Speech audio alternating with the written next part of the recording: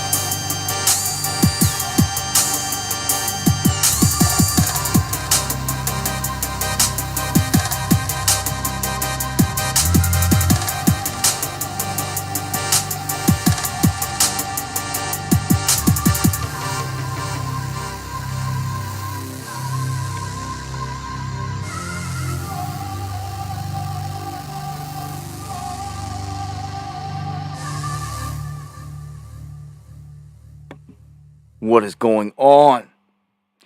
This is the Underground. Back at you here on this 3/7/2025. Good evening. Much love. Let's get a mic check right at the gate. And thank you, John Boy. Good to see everybody out there. Eon, Pixie, Hoodie Ross, Steve, Lisa, Melody. Thank you, Bones. People checking in from all over the place. Good to see everybody out there. Cali, Wisconsin, Mexico. Marie, some dude, thank you for the feedback. Yes, good evening to everybody. Walk with God with us here tonight. Much love. And who cares? Everybody else out there giving me the feedback. Gray State, thank you very much. I want to thank everyone out there that shares the stream. As always, you get it out there in front of eyes that I can't reach. And I appreciate that to the fullest, all of you that do. Of course, everyone that supports the stream, appreciate it to the fullest as well. We've got quite a few different things to touch on here tonight. Eggs, yeah, $12 eggs. It's higher than that in some places. We're going to touch on that. Some economics, some war stuff, some politics, some updates to quite a few different stories. North Carolina in the house. Orlando in the house.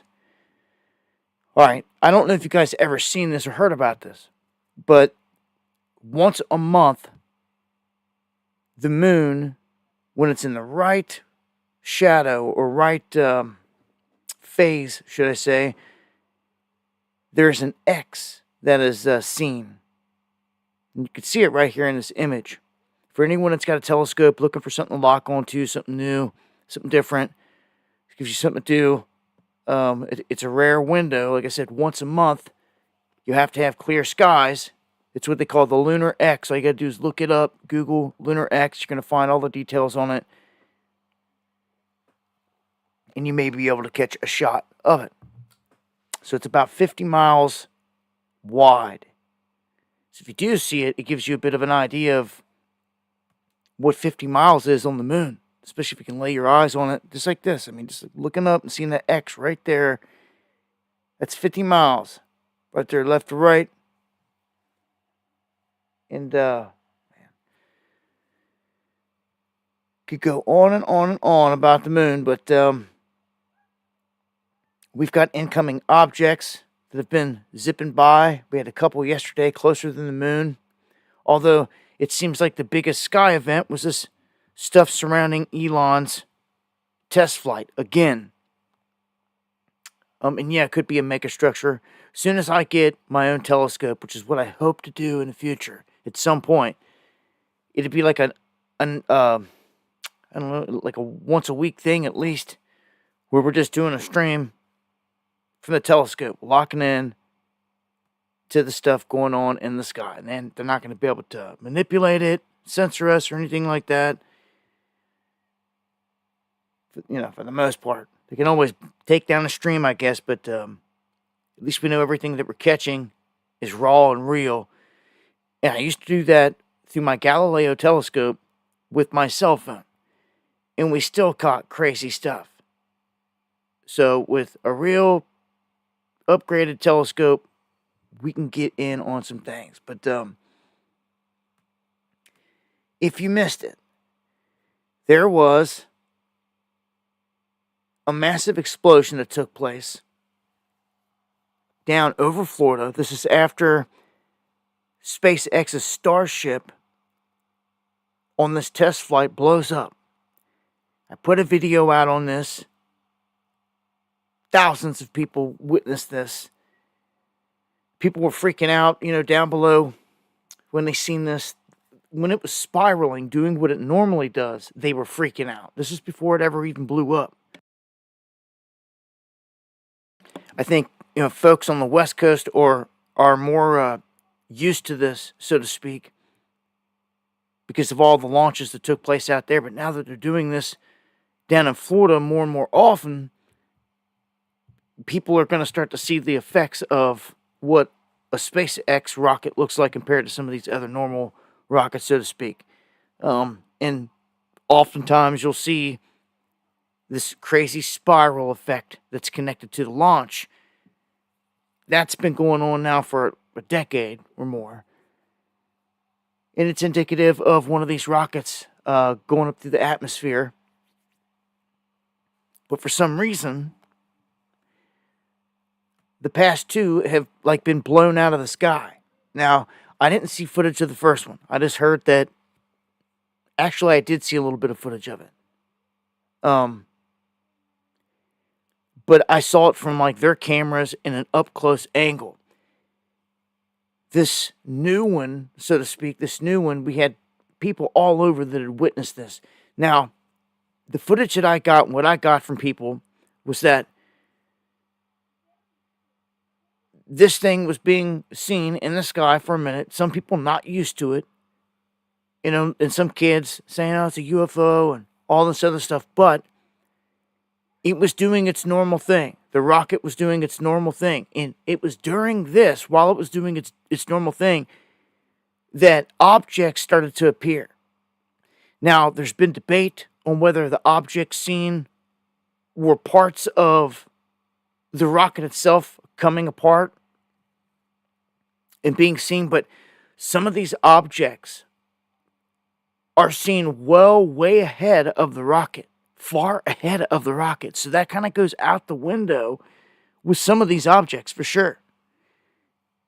And there's all kinds of them up there. Again, I dropped a video right here on this channel. The last one I dropped was pertaining to that. The people that witnessed it, that sent me the information, thank you. If you guys catch any event like this ever, let me know. Dabu7@yahoo.com. I do my best to get it out there and share it and talk about it just like this, in case other people seen it. May not have seen any other news on it, may not know what's going on. We're trying to get to the bottom of it.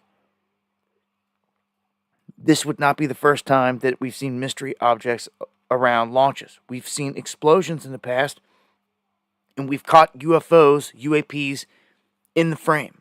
I've got them on my channel. I've been doing this a long time. So this isn't the first time. This is well before Elon was even on the scene, really, doing this. These things have been around forever. You know, the same orbs that like to show up and, I don't know, shut down the missile silos and the nuclear weapons and all this other stuff. Like somebody else is out there checking them.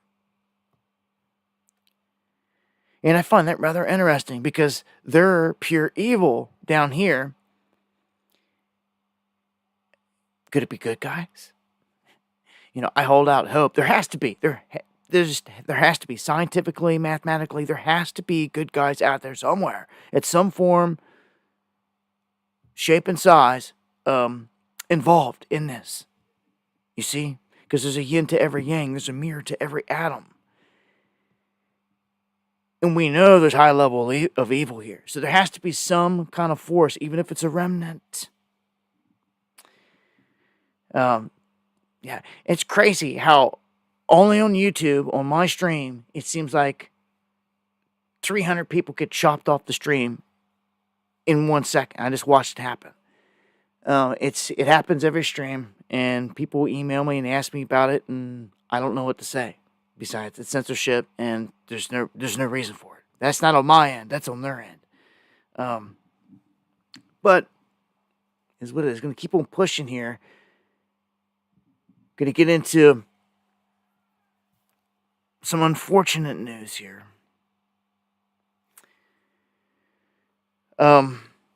We have a Tennessee teacher shooting himself in the classroom. A beloved Tennessee special education teacher found dead with self-inflicted gunshot wound to the head. And this happened yesterday. Samuel Colin Day. This is the Munford High School there in Tennessee. He did this before the students got there. So apparently, other people found him, heard the gunshot, and then they found him, called authorities. They didn't let, obviously, no kids or any students go into the room or anything like that. But it's unfortunate, It's always sad. Stuff like that happens. They could have just had someone to talk to, maybe. But you never know what's going on in these situations. We saw a situation here in Kentucky where a judge got killed in his chambers, but then come to find out, I had people emailing me from the areas like, look, this town's been corrupt, and like that judge was corrupt, and there were sex rings going on, and all this other. It's like, what? And I appreciate all the feedback that you guys send because it gives more insight as to what's going on. People from the town themselves are reaching out, and they're like, yo, this place has been corrupt for a long time, and there's been talk of the judge doing inmates, letting them out on lesser time, and all this other stuff, like pure corruption. And you never know that that's going on until sometimes a crazy story breaks loose. And, that judge got killed, got shot in his chambers. A sheriff, come to find out, was having lunch with the judge. And somewhere along the lines, it came up about his daughter and sexual relations and all this. And the sheriff asked to use the judge's phone, and when he did, he scrolled through it, acting like he was going to call someone, like his phone wouldn't work. I don't know what he did. But yeah, I guess he seen his daughter's number in there. And that's all he needed to see. He knew he was lying. Already knew what he was about. Already knew what he was doing, all the corruption. So he knew without a doubt that he'd either done something with his daughter or was attempting to. And he shot and killed him right there. The sheriff did. No. I don't know. Some of these events have crazy stories connected to them, and some of them I report on, and we never know what was going on behind the scenes like this one. So if we get any updates, I'll let you guys know.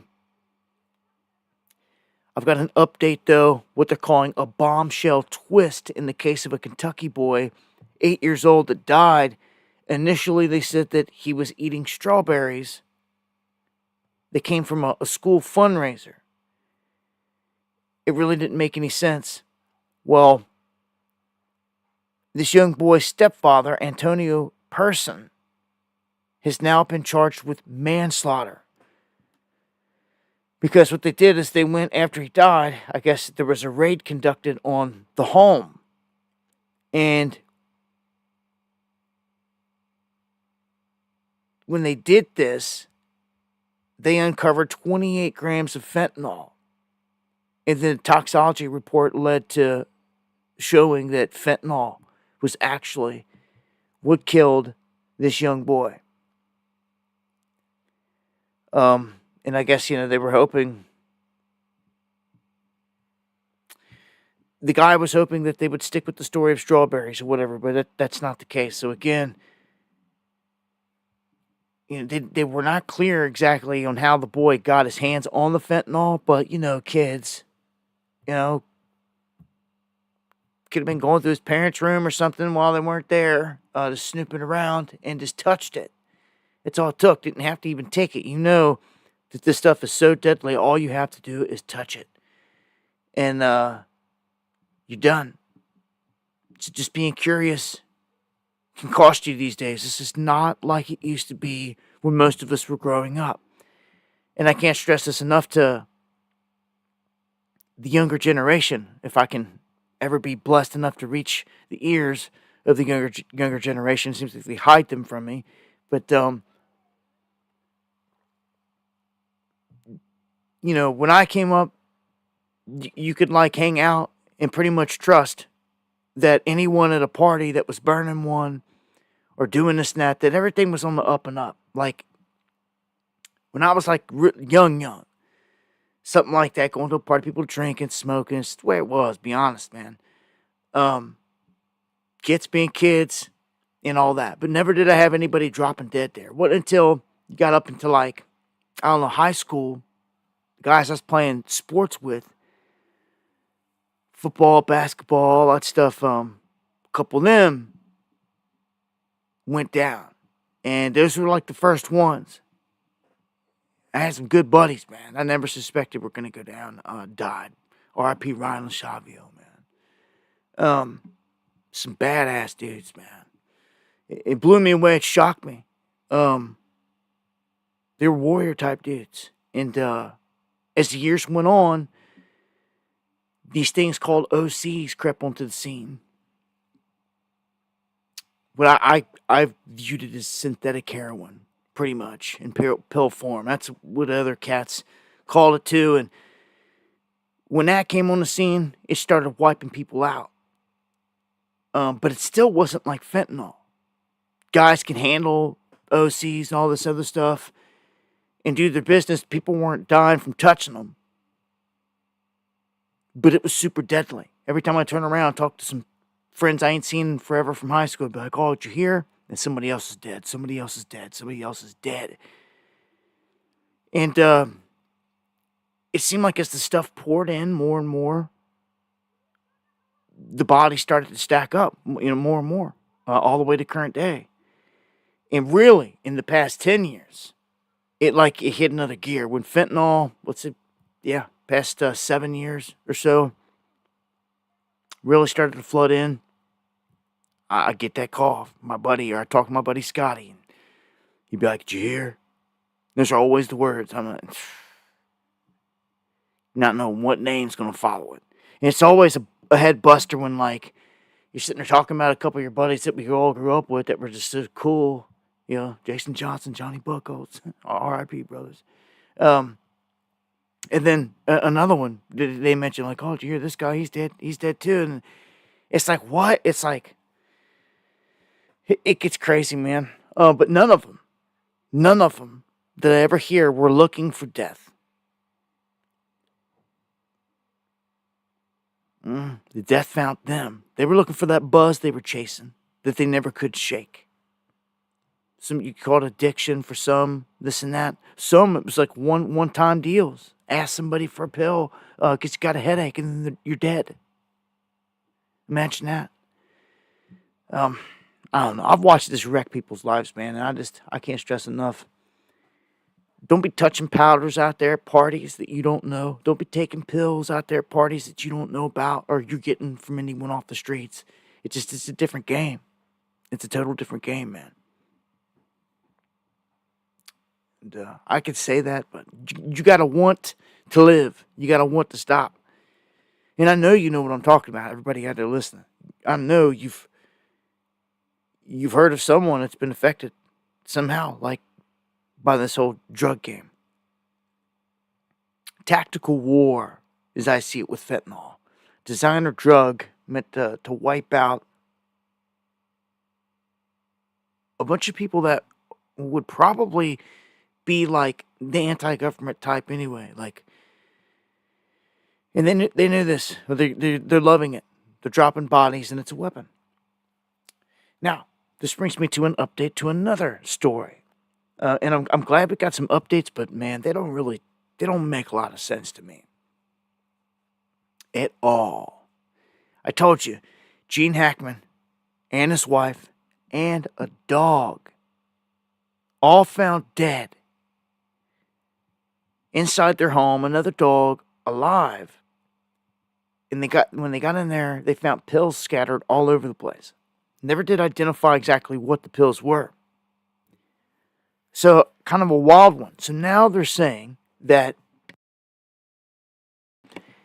Gene Hackman died of heart disease. Of heart disease. So, it's like, hold on a second. If this is a murder type of scene in all this going on here,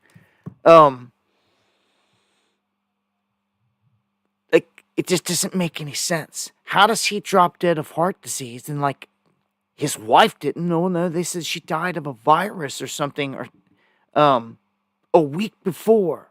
So it's like, hold on a second. How did she drop dead? What did he just walk around with her dead in the floor for a week? And she wasn't murdered.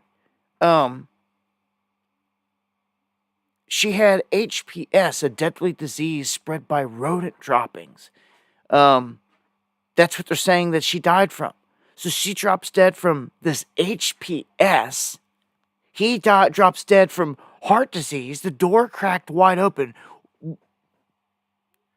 Guys, this one isn't making no sense at all. What about the dog? There was no mention here. I didn't see it. Unless I missed it there. I don't see anything on the dog. This doesn't make any sense. One had to, they're basically saying it was a week apart. Like, one had to know the other was dead. And why didn't they call authorities as soon as that happened? Makes no sense. None of it does. And then the dog is just like, it could be the key to the mystery there. Whatever they try to rule there.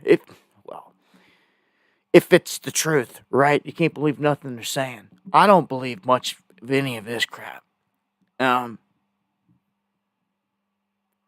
they say she died first. And then what? He walked around with her dead, just laying there dead for a week, and then all of a sudden, heart disease caught him. And he drops dead at the door. Like, come on, man. Come on. And then back to the dog. I smell bull too, Chrome. Nico Mom, welcome to the underground. Much love. Anyway, man, I just, this is the official, like, stamp on this one, and I'm like, I'm just not buying it. Just not buying it. Yeah, it feels more like a ritual or something, or, I don't know, he was old. I'll give him that, but it's just a situation. Who leaves somebody laying dead there until they drop dead? And it wasn't like he shot himself dead or anything else like that. Again, heart disease, like, you can't. I don't know, man. This one doesn't add up, doesn't make any sense. It may stay that way unless we have somebody come forth with something. Yeah, I'm calling BS too there, man. So, some updates there. Now, I'm going to move into some economic updates here. This one is a bit of a positive one. I don't know if you guys know of the bank Old Glory, but Old Glory Bank is helping conservatives, so to speak, here, because other U.S. banks have been canceling conservatives left and right, which was a lot of people that voted for Trump, and I was seeing this firsthand. This is why I said it before. A lot of people were in the system as a Democrat, and they were explaining that they did it to protect themselves so they don't get attacked. And then basically when they go in to vote, they vote for the Republican. And it's like something they don't see coming, trying to catch them by surprise. That's their tactic, and trying to keep them safe as well. But like, just registering period gets you like on a list, and that it shouldn't be that way. You shouldn't be persecuted for any of that. Like, that should not be allowed.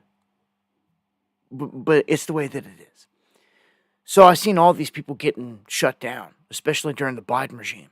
All these conservatives, especially, and people on social media, they were getting debanked and shut down, one after another. Just reporting and saying the same thing, that, look, the bank has kicked me out, and they're not giving me a valid reason why. They're just saying, we're done doing business with you. And that's all they got to say. And then just get your money out, gone. If you don't get your money out, they'll keep it. So, this Old Glory, I guess, said, you know what? We're sick of this. We're going the other way. They made a big announcement, and they were like, look, we're here to end the woke banking. When they made this big announcement, within 36 hours, they gained like 2,000 new customers and had like 700,000 social media mentions. But if it's a righteous bank and it's going to treat people good, why not give them a mention? I just know it's called Old Glory. I've never gone through them. I have never heard about it in my state. It was founded a year ago in Oklahoma. Although it posted a $9 million loss last quarter. I don't know. It's an option. I mean, there's people out there that I know that don't even have options. They've been shut down from multiple banks and they can't figure out why. And it's like, you walk out and they got the big Trump sticker on the back of their vehicle and this and that. And I'm like, you think maybe you've been targeted? But, yeah, if this is happening to anybody, know that you're not alone.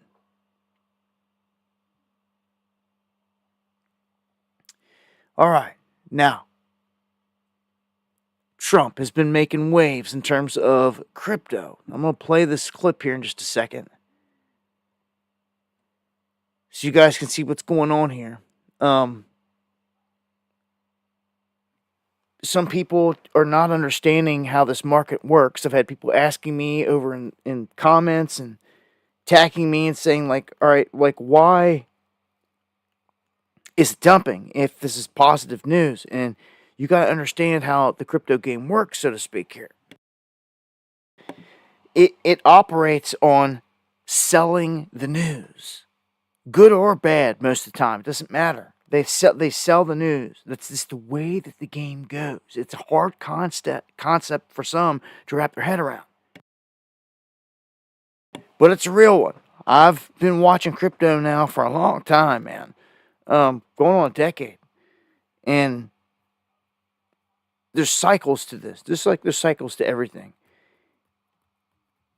And with this news, all of these guys that were seated in, these guys that bought down at 50, 30, 40, $50,000 Bitcoin, whatever, that bought lower, they were waiting for this news event. Okay? And what they hope for is that during that news event, as people are buying in, they can dump off the top and then they're taking profits. It's all it ever is. It's big dogs taking profits whenever the market pulls back. Funds don't just disappear. It's big dogs taking profits every time, every single time.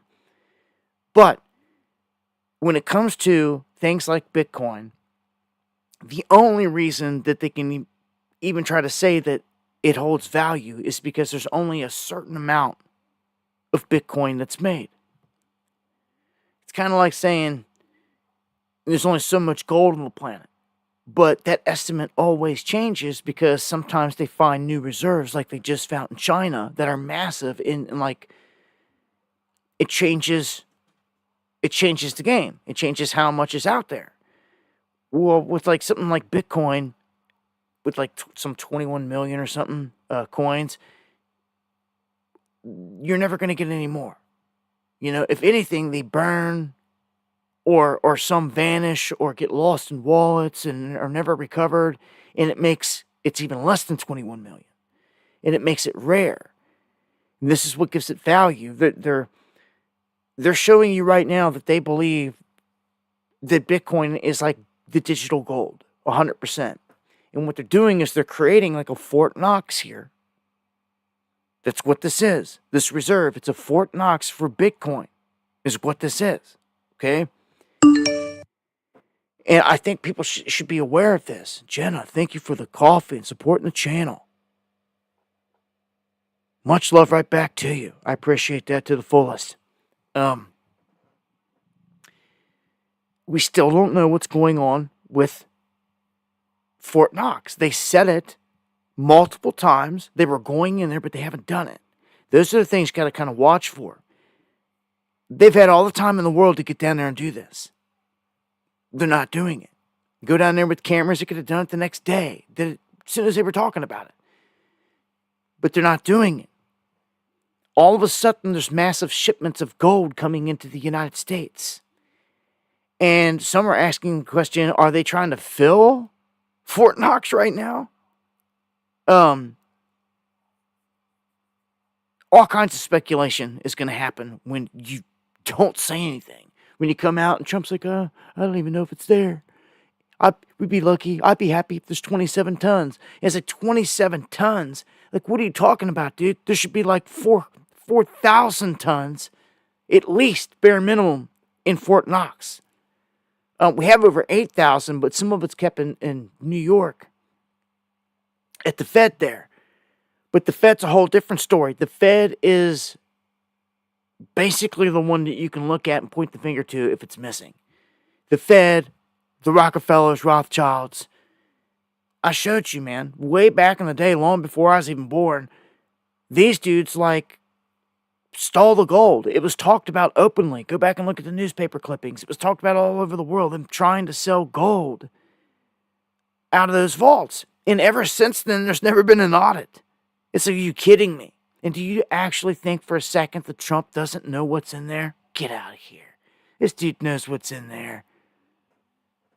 He knows what's in there. This is all a show. But just imagine they come out and they say there's none in there. What would be the up and the downside of that? For them. I'm not so sure there's any up for us. Because they could say, okay, it's gone, and it's going to be bad for the economy. It's probably going to tank everything. It could bring everything down. If they say the gold's not in Fort Knox, it'd be over. And I don't even know if I don't know. They want to bring this thing down. They want to reset it on Trump's watch. Um, with Bitcoin, they're going to say no one can come in and steal it, is what they're going to try to say.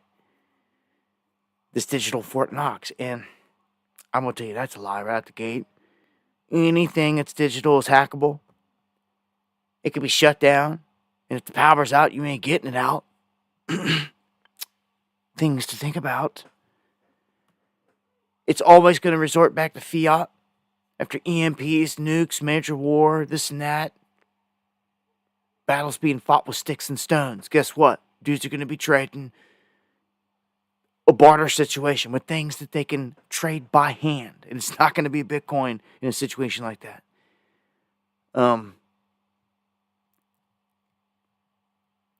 In this instance, this monetary type of system, like, you can dig up coins going back ancient.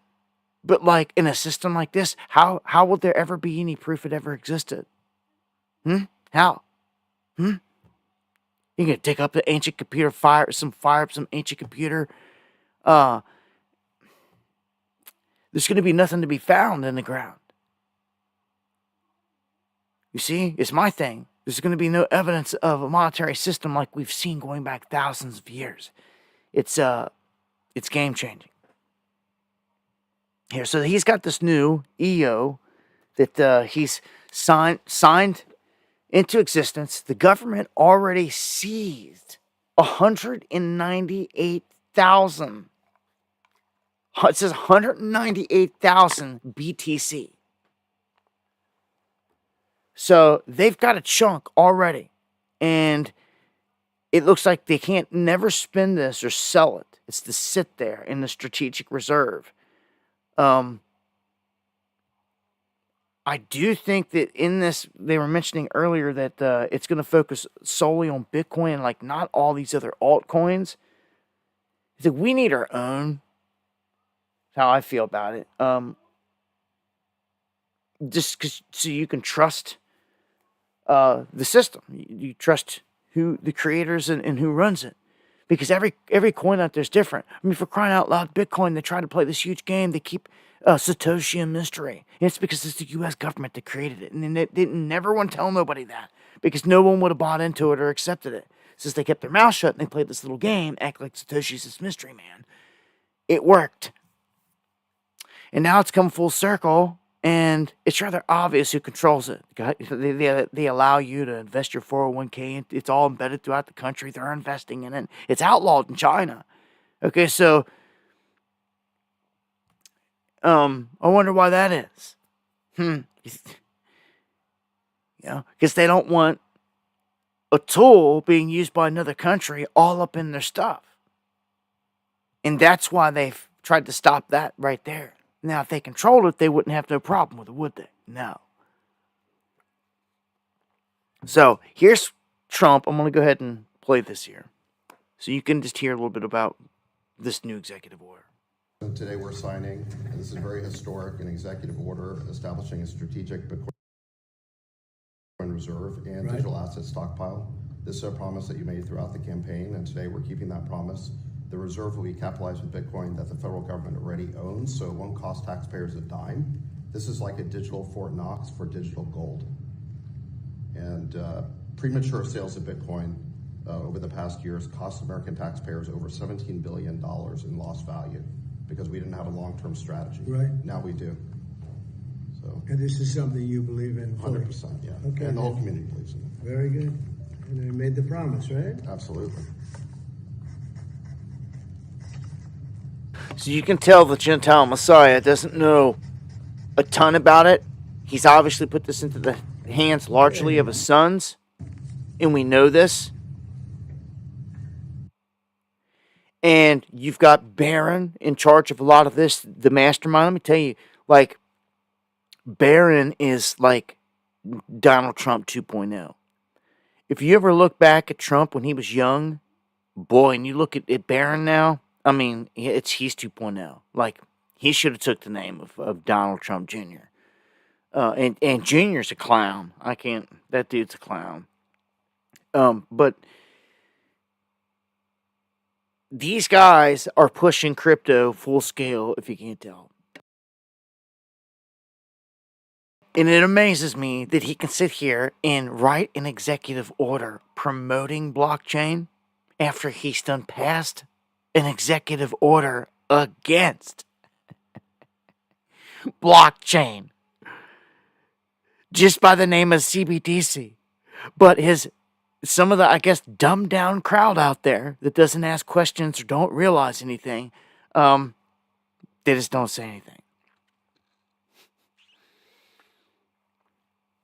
This is just nuts. It's just crazy that he's done both just to pull off this magic trick.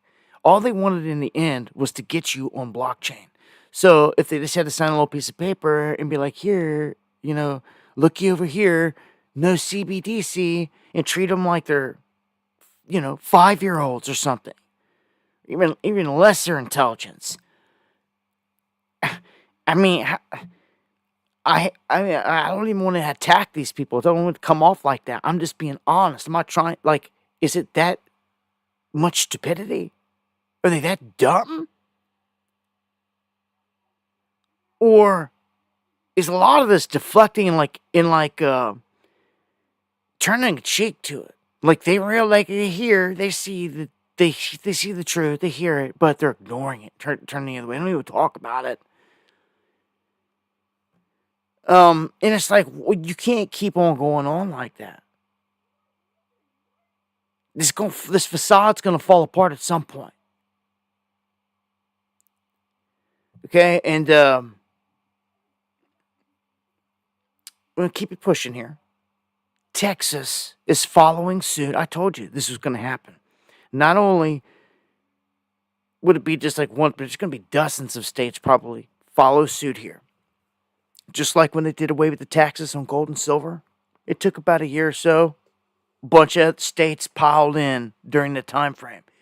Texas leading the way in terms of states, and they're pushing their own strategic Bitcoin reserve,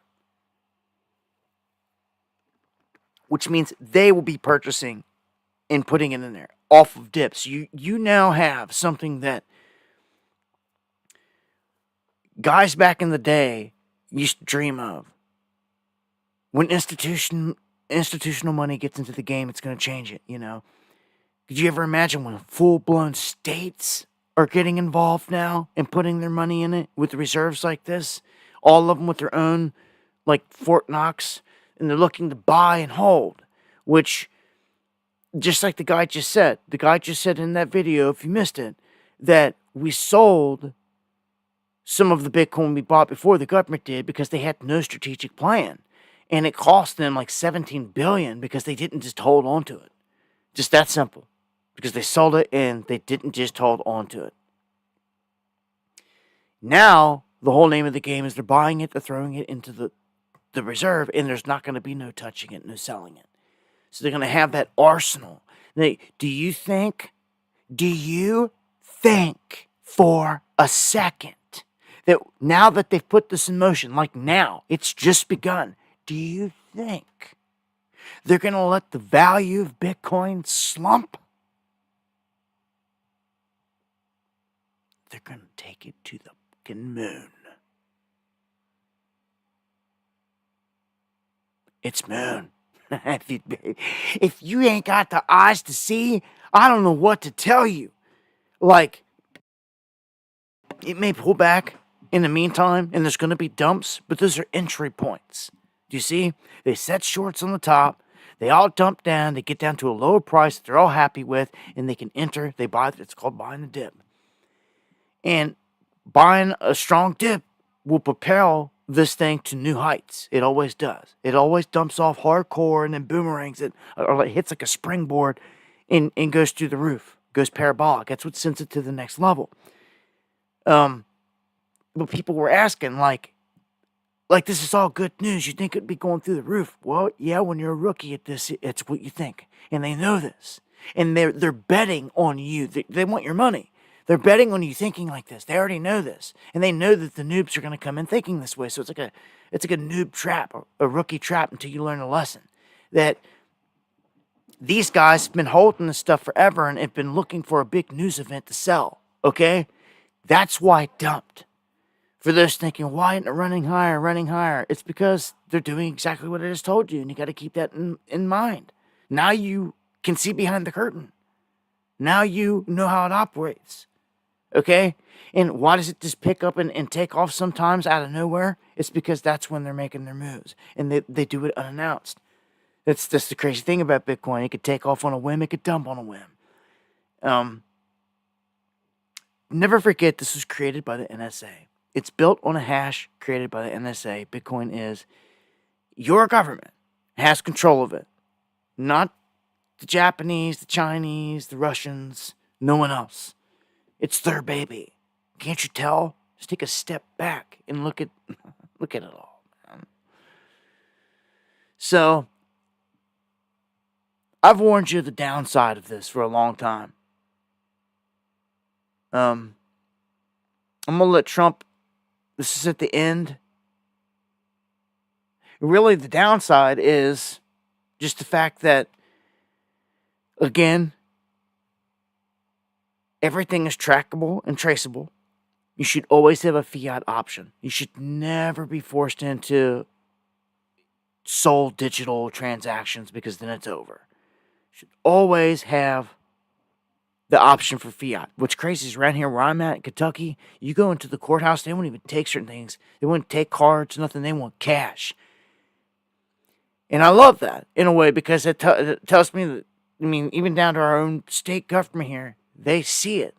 They even took the taxes off gold and silver. And they're like, we're sticking with the fiat. We're not letting them come in and do this tracking everything. And I'm down with that, whatever. We keep it fiat here. Keep it exchange of hands. Whatever. Whatever you want to see it. But if you take away that option, this is how I feel they're playing it. They're playing the long game with this, and they have been. They're going to wait out our generation, basically, here, till there's more of the next generation that love this, that aren't going to think twice about it, that don't see it for what it is, that don't see things that our generation's seen, like the whole beast system for what it is. Half of them don't even read their damn Bibles. Or can even relate to it, so they don't care. So they're going to go right into the system. And they know this. The government does. They're waiting like us out. It seems like. Because if you can get a majority of the crowd to do something, that's all they want. That's all they ever want. Then it's done. So if they get a majority of the crowd to accept this, they're going to enforce it. Which they're just about there. But what they're going to do is not immediately take away the dollar in physical form. They'll just wait it out. They'll wait it out. They're going to do exactly what they just did with the penny. They're going to wait and they're going to say, guess what? It just costs too much to make it at some point. It costs too much to make it. We're going to stop making the penny. And they just did. They just did. Nickels next. This is how he's boldly eliminating it from history.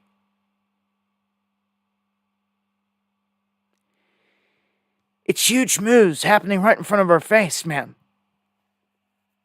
Huge moves. But they got their EO on a CBDC. Thank you very much. I thought it was very important that we stay in the front of this one. This is a big one. And as you know, China is pushing forward and very strongly as usual. But we're way in the lead as we are in AI and other things, and we want to stay there. So I thought this was very important, and we have some brilliant people sitting around this table, and it's an honor to have you involved, but we want to stay at the forefront of everything. And this is a very important day in your lives. I know you worked, some of you, very long before people really understood what was happening, and so I congratulate you, but this is a big day. Being in the White House is a big deal, and you have great support. Thank you all very much. Thank you very much. So that was the end of this big conference that just went down. And there's going to be more. And this is a big deal. It's a huge deal. You just heard his closing words on it. They see that we're in a race against other people out there to be at the forefront of technology. And that includes AI and crypto in their eyes.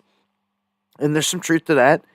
But it takes you into the beast system. Like, I know who these cats are. I've got a beat on them. I see what they're doing, and we know what's up. Other people are going to go right onto the system as a scary thing. It's not going to be called the beast system, for crying out loud. It's going to look like an easy walk in the park. Nothing's changed. All they're going to say is download this digital wallet. That's it. It's it. Just download this new app. That's it. This new wallet app. That's it. An update from your bank. That's all it's going to be. That quick, that easy. And they don't even have to say nothing. They're then going to be using the new digitized digital version of the dollar. Do you understand that? That's what it's going to be doing and converting. Every place is to accept this. All the banks have already done it. Just look it up. We've reported on it for a long time now. Where are we at? Where are we at? Reserved Flannel, thank you for the coffees. Thank you for supporting the channel, man. That is the best way to support the channel right there. Appreciate it to the fullest. The Fed is getting ready to roll out their whole digital stuff that I warned you about on the 10th. This week, March 10th, was their target date for all this to go into motion. I'm telling you now, if something happens this week, we knew it was coming. We've seen it 1,000 miles away. We've talked about it. We've warned about it. It's got to happen here at some time. They're resetting everything. Some kind of event is coming. And it's basically going to hold hostage the fiat money in the bank. It's the only way to do this. We've wargamed this. We've thought it out. We've played out the whole thing many times. The only way to get away with this and to get what they want is to hold the money hostage. Make sure people can't get to it. And that could be a glitch. It could be a hack, cyber attack, a number of things. It'd be really easy for them to do. They've already done it. They've done like little beta tests over the past year or so. They're just ready for the big dog. The big dog gets them to roll out the digital wallet. Easy. It's very easy. It won't even be seen as a big event, maybe. If they do it smoothly with this black magic like they're doing left and right, you could wake up in this event happening and affect everybody around you, and like they immediately have the answer. And they're like, everybody just calm down, and it doesn't blow up to be a huge event. They just tell everybody, just download this app. It's fine. Download this app right here, and most people aren't going to ask any questions. Download an app, see if there's money in there that they can spend at the store, and keep it pushing. And the next thing you know, in the blink of an eye, just one morning, one day, is all it's going to take. And all this will happen and go into motion. You watch. Veterans cannabis in the house. Smoke them. Got them. Much love. Thank you for the support there in the super chat. Gonna keep this pushing. Let's look at some of the this is the other warning. The first major warning with blockchain is that it's tracked and traced. If you know that, then that's your choice. But you should always have the option to not be tracked and traced. You should have fiat. You should be able to take with you on your travels, wherever you go, doing whatever, and not be forced to have to use something digital, okay? That's first. You should have that option, because once that option's gone, you're no longer free. Okay? You're no longer free. People gave their lives for our freedom here. You got to watch the traps that they set. The second big thing here with it was the taxation. It in itself could be a trap, because it was so easy for people to get Bitcoin and do this and that. And they had cards out there where people were spending the last wave. I tell you, guys were using these cards, and they were just making a ton of killing off of crypto, because you can. It's there. If there's ever a way out there to make money that I've seen here, it's definitely in the crypto realm. It blows the stock market out of the water. It's all about volatility, ups and downs. That's where money's made, okay? Yes, it's lost there. It's made there in large amounts, especially when you know how to get this down, pinned down. So, there's a taxation on crypto in a lot of countries. And it's treated here kind of like if you went to go do your taxes, they're going to tax it just like if you were working a job. It's in the 20% to 29% moderate tax level. So, but 30% is what I always put on it. But I've always been prepared. We've always looked at it like this. They're going to come for half. I mean, just playing it safe. So the motto's always been, if you're going to do any trading out there, aim for $2 million if you want to be a millionaire. Give them their $1 million. And you made it. You did it. Just got to go get it. Okay? And in the crypto realm, this isn't like the stock market. For anyone that's old school, it's used to stocks. Maybe you're in stocks. Maybe 401k is tied into it. Whatever.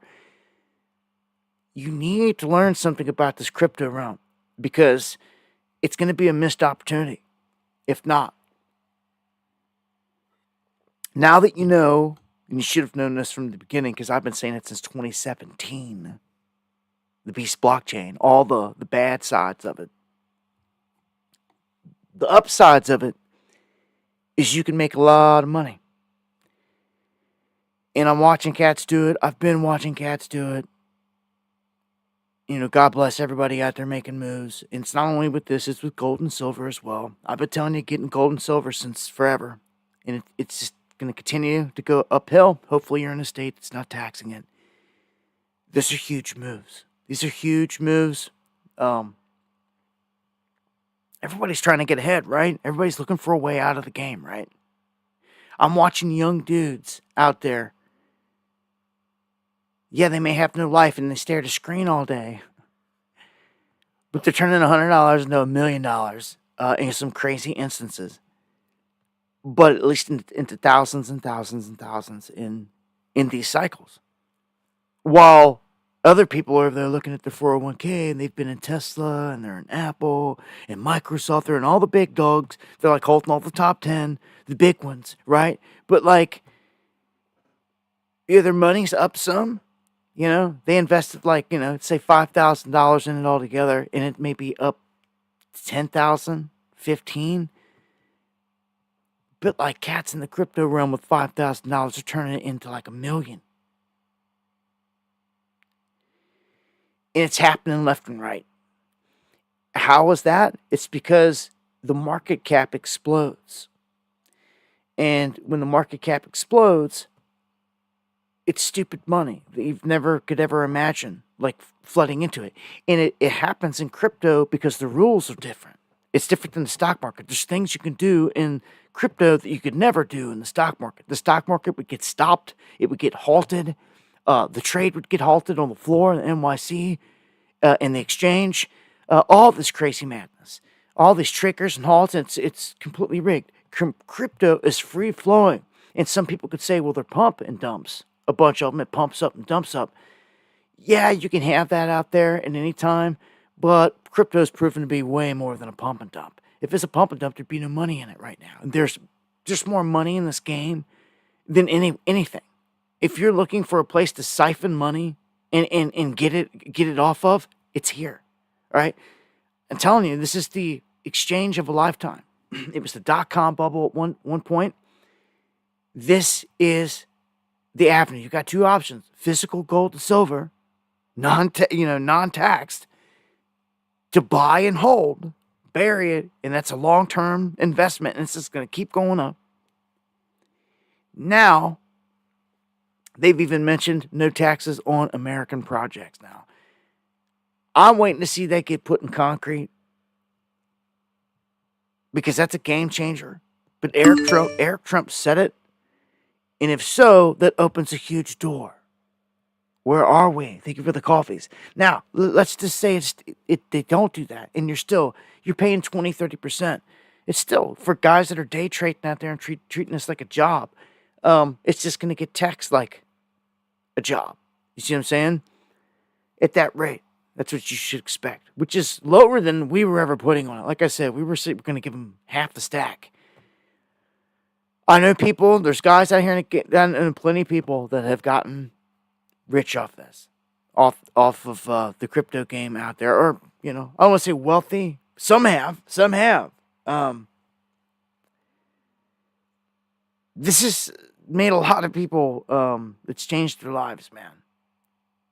I can't tell you another thing, another market, another anything that's done that to people that I know. I can't. So it speaks for itself. For people looking for opportunity and everything else out there, it's just the facts of it. And I wanted to point some of these things out because as long as you know what you're doing, there's an opportunity there. But let's not get it twisted. They're pushing the whole beast system in here, and I've been screaming it the whole way. Okay, it's a double-edged sword. It's like any other technology. If the bad guys get a hold of it, you better watch out. If good guys have control of it, good things can happen and be done with it. Blockchain included. You can apply it to storing so much different information. They can't be touched or manipulated, which is a good thing. But bad if it's being used against you, like tracking your every move and everything you've done, everywhere you go, at every second of the day. And yeah, that's the beast, and that's what it's coming for. And we knew this the whole time. And once they get the blockchain strung out there, it doesn't matter what they call it. It doesn't matter what the coin is, what it's called, what country. It's all in the digital web, and it's interconnected. And that's it. It's over at that point. Okay? So look at this. Monopoly reinvents the board game without paper money.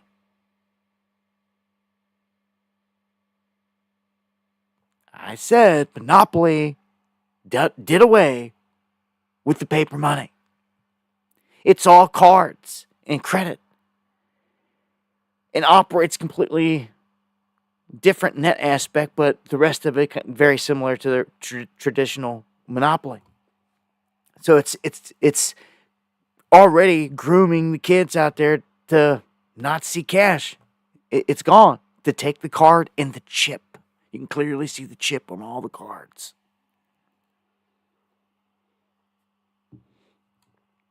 Huh. What do you think about that? He's going through Toys R Us or Johnny's or wherever, and the kids are looking on the shelf, and they say, oh, there's Monopoly, and you buy it, and you get it home, and you open it up, and this is what you're going to get. You're not going to get the traditional game. Another 10 more years, and that's probably going to be Worth Some Money, the originals. Back when they had the cash money in them. Because it's going all this, and it's what it's going to be from here on out. They're dropping the seeds into the mind, to the masses. And this is a perfect example of how they do it right here. Getting your kids ready for this way. The whole family, if you're going to be playing this game. So, app banking. So, this is going to involve using your phone to play the game. Everybody's sitting there. What, so they can track and trace that and then tax you too? Oh, man. All right, let's keep it pushing. I've been reporting on the egg situation, bird flu, the possibility of it getting sprung, all that, and it's still on the table. But I don't think people, because there's so much going on, I don't think people realized how much damage Biden did. Like he was draining our strategic reserves on the way out and sending all this money to Ukraine and all over the place. There was so much going on, right? But like what they also did is we reported on this. They were going to places slaughtering chickens en masse. But man, 150 million chickens is a chicken genocide. It's like insane. 150 million chickens slaughtered. And you wonder why we're in this position? Well, Trump's calling it out. He's saying, well, that's part of the problem. On his way out, they ordered it. And they went and they did it, going to farms and just knocking on the door and being like, yeah, you got to wipe them all out. 150 million is crazy. Okay, so on the flip side of this, Trump's new agriculture secretary, live one in the house. Much love. Good to see you, live one. Trump's new secretary encourages everyone out there to raise their own chickens. I've been telling you this forever. Don't just take it from me. I think the silver lining in all of this is how do we, in our backyards, we've got chickens too in our backyard, how do we solve for something like this? And people are sort of looking around thinking, wow, well, maybe I could get a chicken in my backyard. And it's awesome. I agree with you. Yeah, I think everyone who isn't a farmer right now wants to be. So you're in the right department, Brooke. So they're saying right there, you should get chickens. Get a couple. Okay? Now, I've noticed a pattern here.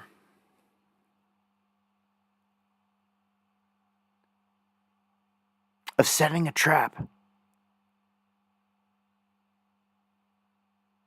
And it's like pressing on me right now. Very similar to the border. They set a trap. They couldn't be doing none of this stuff with the strike teams if it didn't have an influx of people. They couldn't have had an influx of people if they wouldn't have put Biden in. So they put Biden in, and they achieved that. They did their Trojan horse, got all their guys in here. All the bad guys are already in here. Now they got the excuse for the strike teams. The strike teams are supposed to be going out there rounding up people, right? Well, they don't seem to care about all the Chinese and not even mention them. But I warned you, if they announce a deadly pandemic again, I mean a real one this time, like bird flu, Tom Homan strike teams that are being used, that they trained for in Jade Helm, they're going to be used to track down purebloods. I'm warning you. These things I see, it's set up for it. It's a perfect excuse. They would have never had the reasoning to have these strike teams out there in the first place if this place would have never got flooded with illegals and all this other stuff. So they set it up. So now, I see this, for whatever reason, like this lady's telling everybody could get chickens, and it sounds great, and I've been telling you that forever. But guess what? What if this bird flu gets initiated? Guess what? Every single person that's got a chicken running around the yard is now a target.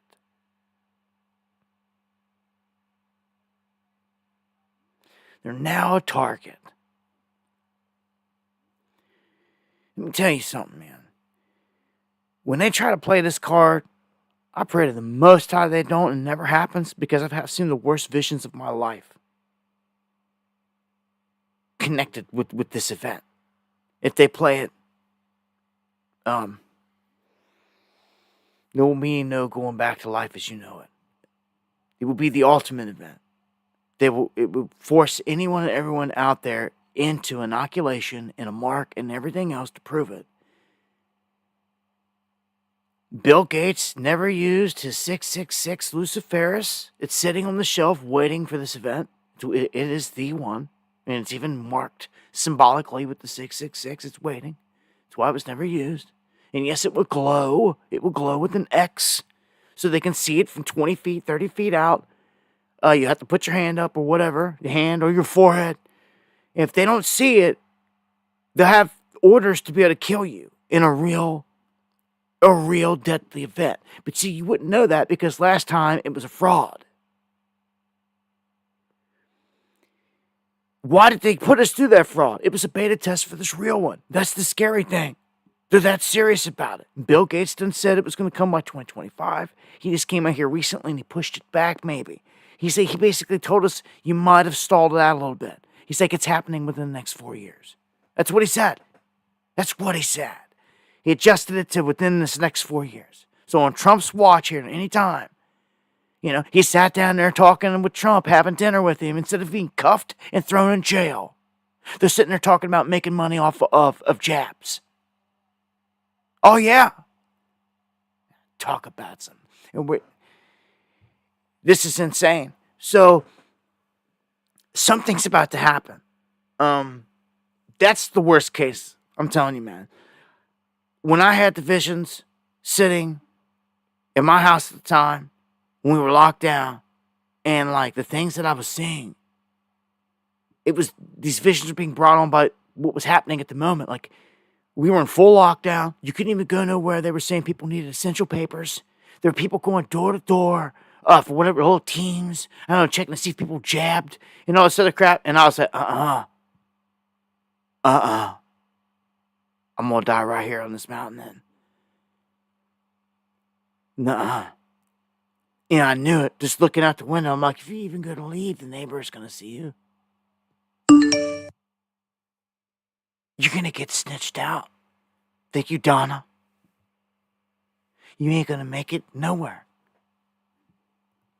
When they're all jabbed, they're going to wonder about you. And they're going to wonder and wonder. And you're going to become the outcast then at that point. And these groups that were going through the neighborhood, if they're calling everybody's door and seeing that they're all jabbed, they're going to continue to come back to your door.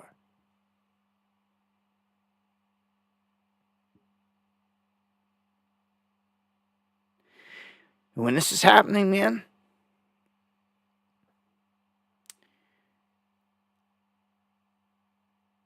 I really felt like this is how I could die.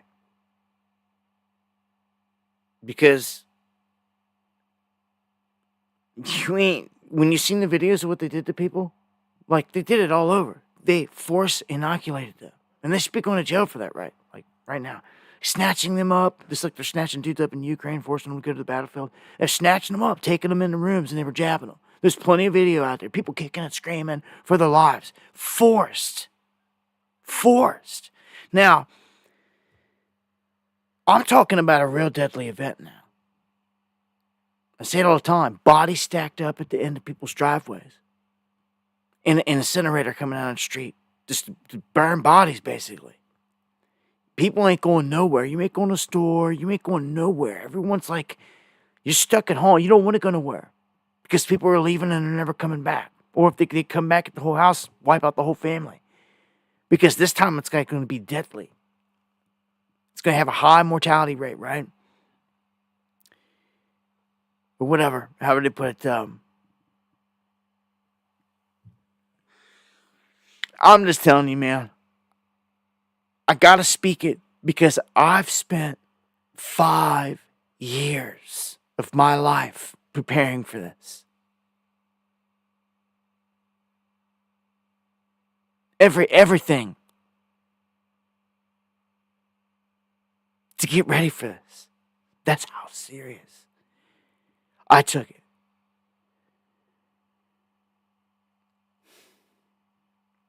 Because that's how bad it touched me and shook me.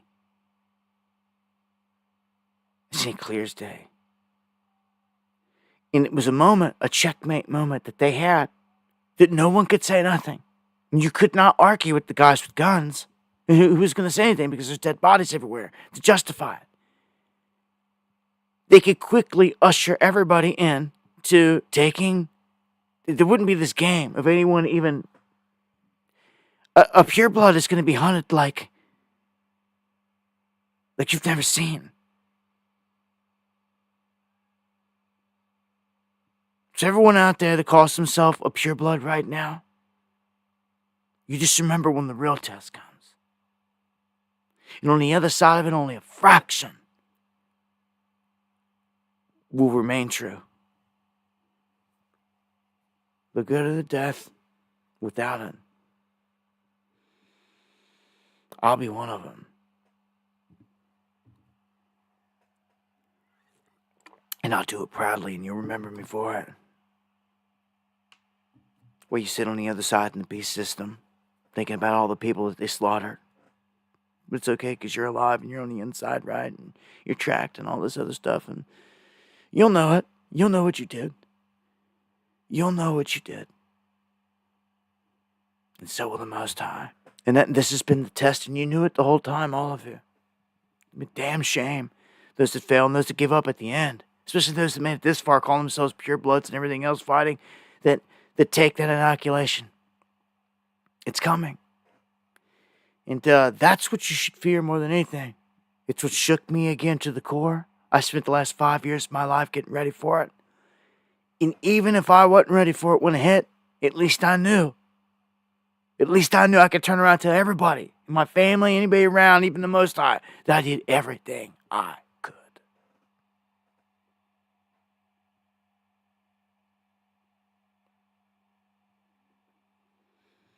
And not just for me, because I could die today and be good. It's for my family. Yeah, my energy, I'll push on. Hopefully out of here, and I ain't coming back. That's my plan. I hope it's yours too. I wouldn't wish this upon no one. Coming back in here, I'm skipping the moon. This is just me. I'm not going toward the light. I'm not going into the soul trap. Stepping out into the universe and going the other way. If I can.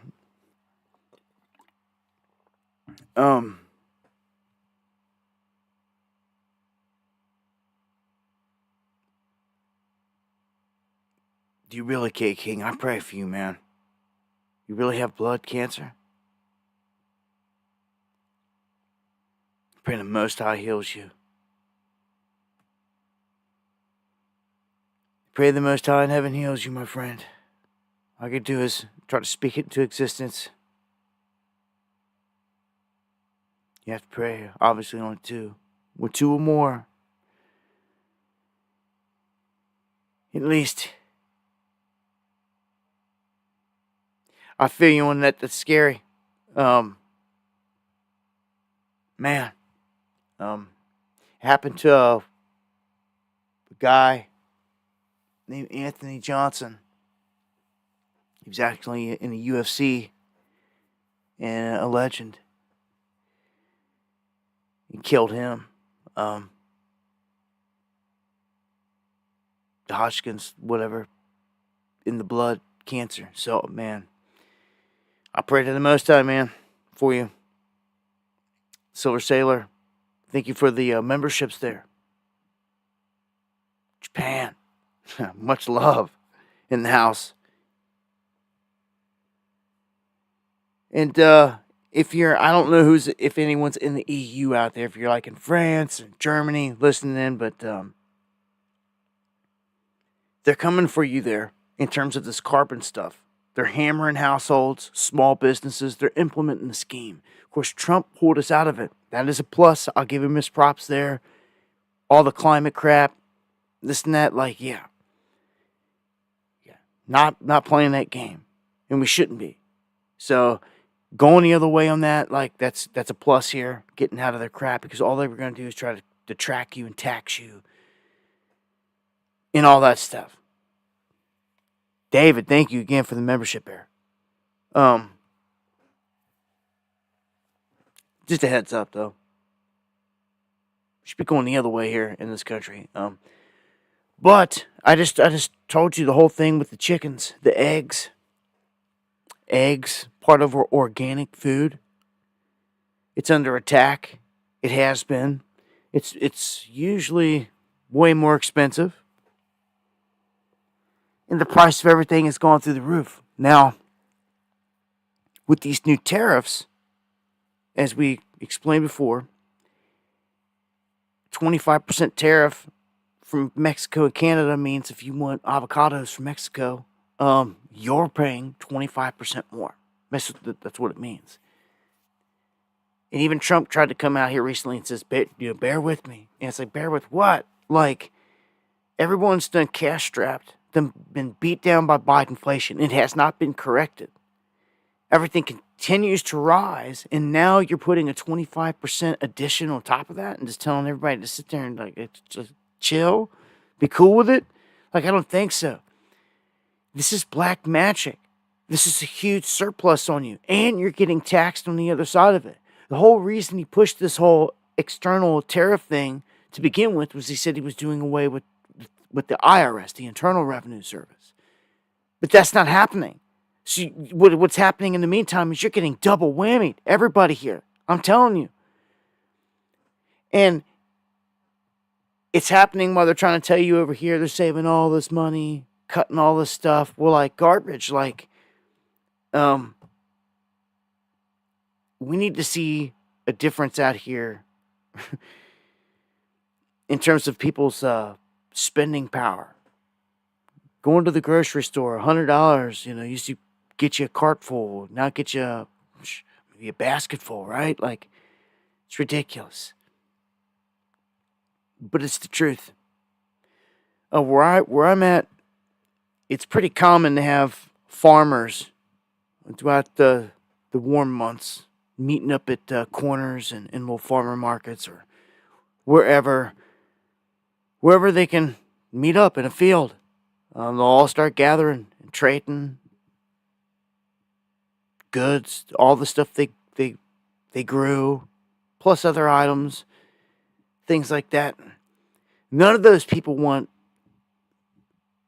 everything they're doing there to be tracked and traced. None of them. Just so they could pay more. That's why they're not going to accept that blockchain crap here like that. It's always going to be some kind of fiat, hand-to-hand trade, because all going to digital does is add them getting taxed, and they know this. But organic food is all over the place down here, and I'm thankful for that because everybody's got a garden. Everybody's got a garden. Everybody's got chickens running around. It's like, when it hits the fan, they're going to be all right. They're going to survive. It's not going to be the best life, but who's it going to be the best life for when it all starts to break down? For real. If you're kind of hidden, tucked away, got a handful of neighbors, community that you can trust, but you all got your own garden and you're used to it, that's how you survive. You've got chickens running around. You can go shoot a deer if you need to. Maybe you got some cattle. You're good. You're not going to have any of the other stuff if everything breaks down, condiments, things like that. But those are things you should think of. I'd be stocking up on like soaps and things that like you're not going to be able to go to the store and get, and that you're not going to be able to grow and use. That's what I'd be doing. Because that's what's going to count at this point. To me, where this is headed. It's on the table. It's a major card. And there's no way in the world that they just locked down the entire world and got away with it. And it was for nothing. No way, Jose. No way. It was a beta for the real deal, which means only one thing. It is to come. And I'm not sitting there saying, I'm not going to be the one to say, oh, they're bluffing. I'm not chancing it. I hope everybody out there is making moves and taking this as serious as they can.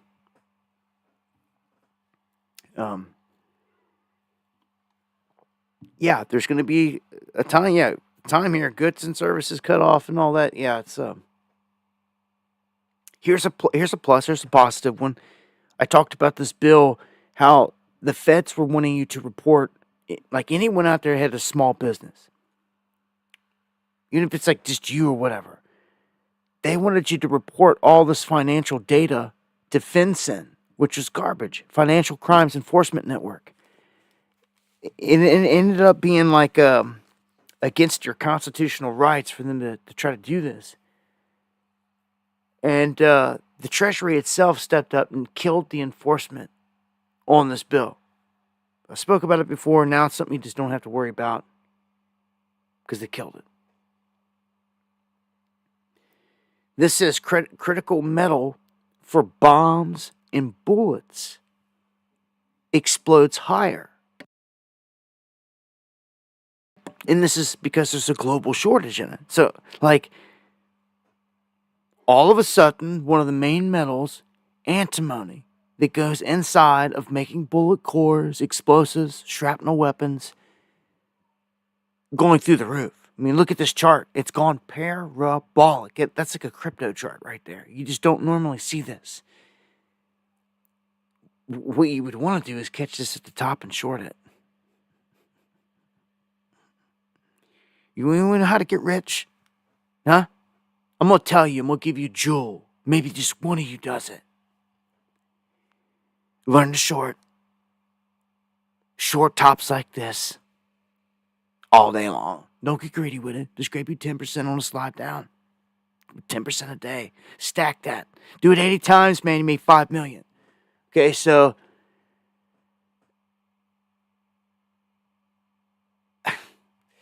Hey, I'm telling you. Uh-oh. What happened there? Got a blackout on the screen. Hopefully this, I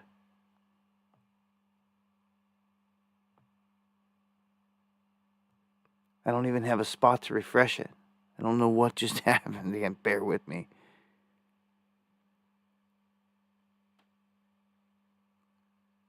Everybody out there? You see if the chat's still moving. We're even live? I don't know what just happened here. This screen over here froze on me. Uh-oh. It looks like my chat just froze on me. All right, here I go. I'm exiting one down. Oh, there it is. That was crazy. All right, 5 by 5. All right, thank you.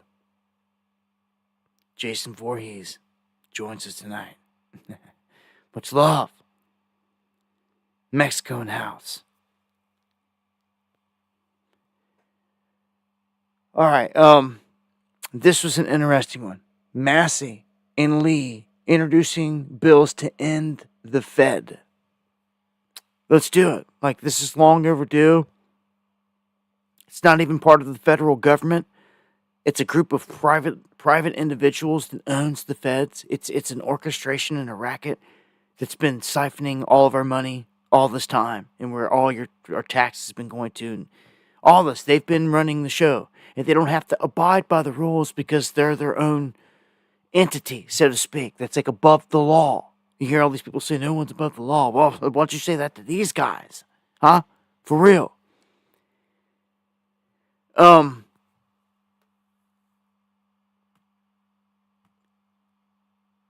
What would that mean? That would mean that they're trying to introduce a brand new system. If they end the Fed, stop and think about that for a second.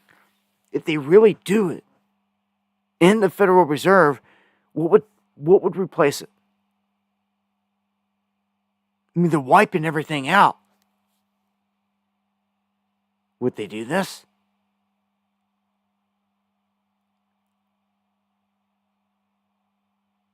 Again, in all these moves, no one's going to jail. And they could simply say at this point, like all the gold that was stolen, Fort Knox and everything else, like it was done decades ago. Like all the dudes that did it are dead. What's anybody going to do? What's anybody going to do anyway? Nobody does nothing. They just sit there and bobble their head, listen to what their Gentile Messiah says, and nobody do nothing. We've seen some groups out there doing some protesting. And maybe that's going to grow. The problem is now they're targeting all this. We're going to get into that here in a minute, but this is kind of a bombshell story right here about Biden. Okay?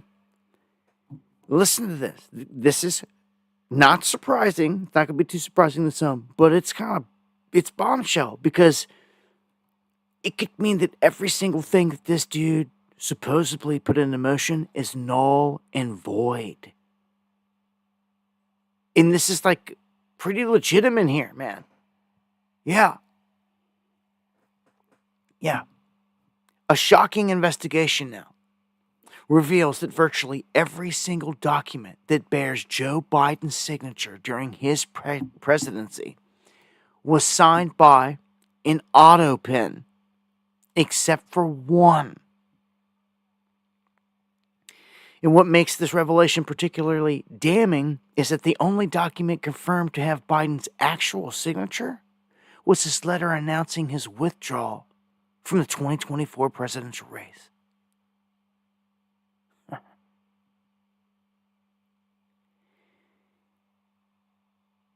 This is nuts.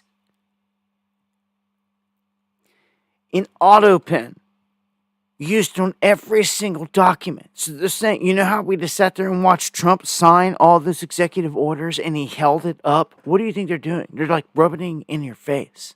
They're rubbing it in your face. He's on film. You're seeing him do it. We don't have Biden doing none of this stuff is basically what they're saying. That an autopen was used. And maybe with this autopen, it's just like a swipe. And it does, I don't know. Or it's the fact that he's not writing it out, they're saying goes against everything. It says that the use of presidential autopen dates back to the 1950s, and there's been much debate about its legality. In 2013, Barack Obama became the first president to sign a bill into law using an autopen. He was vacationing in Hawaii at the time. His office relied on a 30-page memo from George W. Bush's team asserting that the president's presence was not required as long as said president had authorized the signature. What's not clear in the case of Biden is who was running the autopen and whether Biden was even aware of what was going on. So, man, this is craziness. That basically every single thing that was done on him was signed with this, meaning anyone could have been signing off like this is just nuts. If they continue to push this, right here he says, I write to request that you conduct a full investigation into Biden's mental capacity in his final days in office. By now, Biden's mental decline is famous. Under the 25th Amendment, his inability to make decisions should have meant a succession of power. And it didn't happen. Instead, they used him as a tool he was, and apparently they used him just as a prop-up puppet that he was. He wouldn't even sign stuff. Like, this stuff was just getting autopenned. Talking about, dude.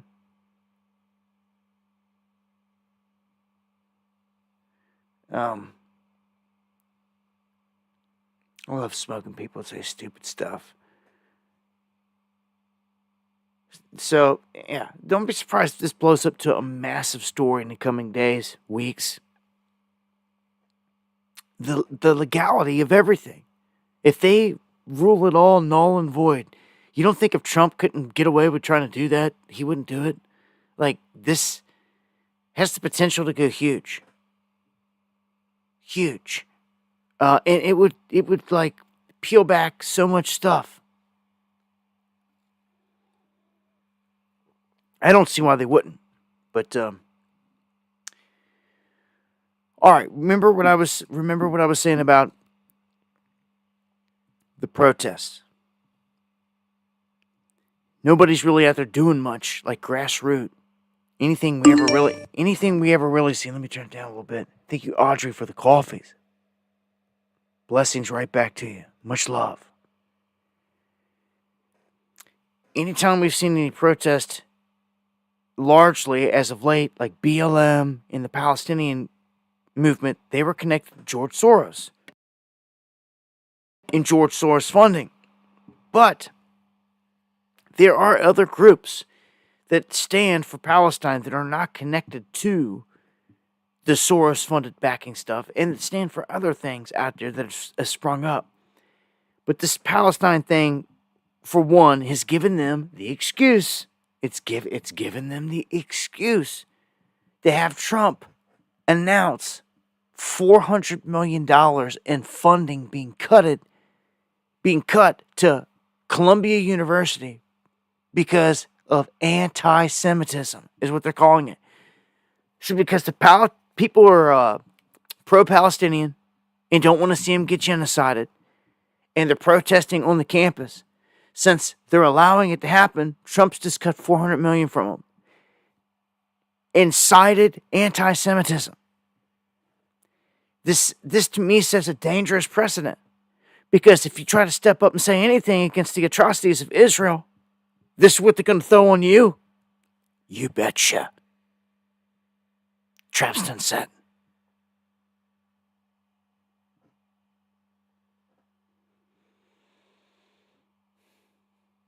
Trap's done set. So when real patriots finally gather out there in the streets, it's going to be illegal to do so. You either use it or you lose it. And again, like a black magic trick, all of our militia, all of our patriots are just not there. They all got seduced into the Trump train. And it's taken them right to the camp.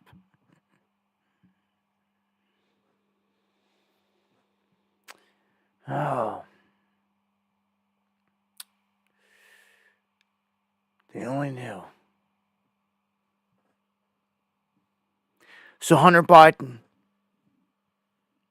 claims that he's in financial distress, seeking that charges get dropped against him and all this other stuff and blah, blah, blah.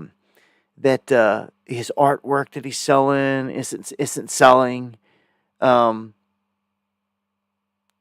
He says that in 2 to 3 years, he sold 27 pieces of art at an average price of $54,000.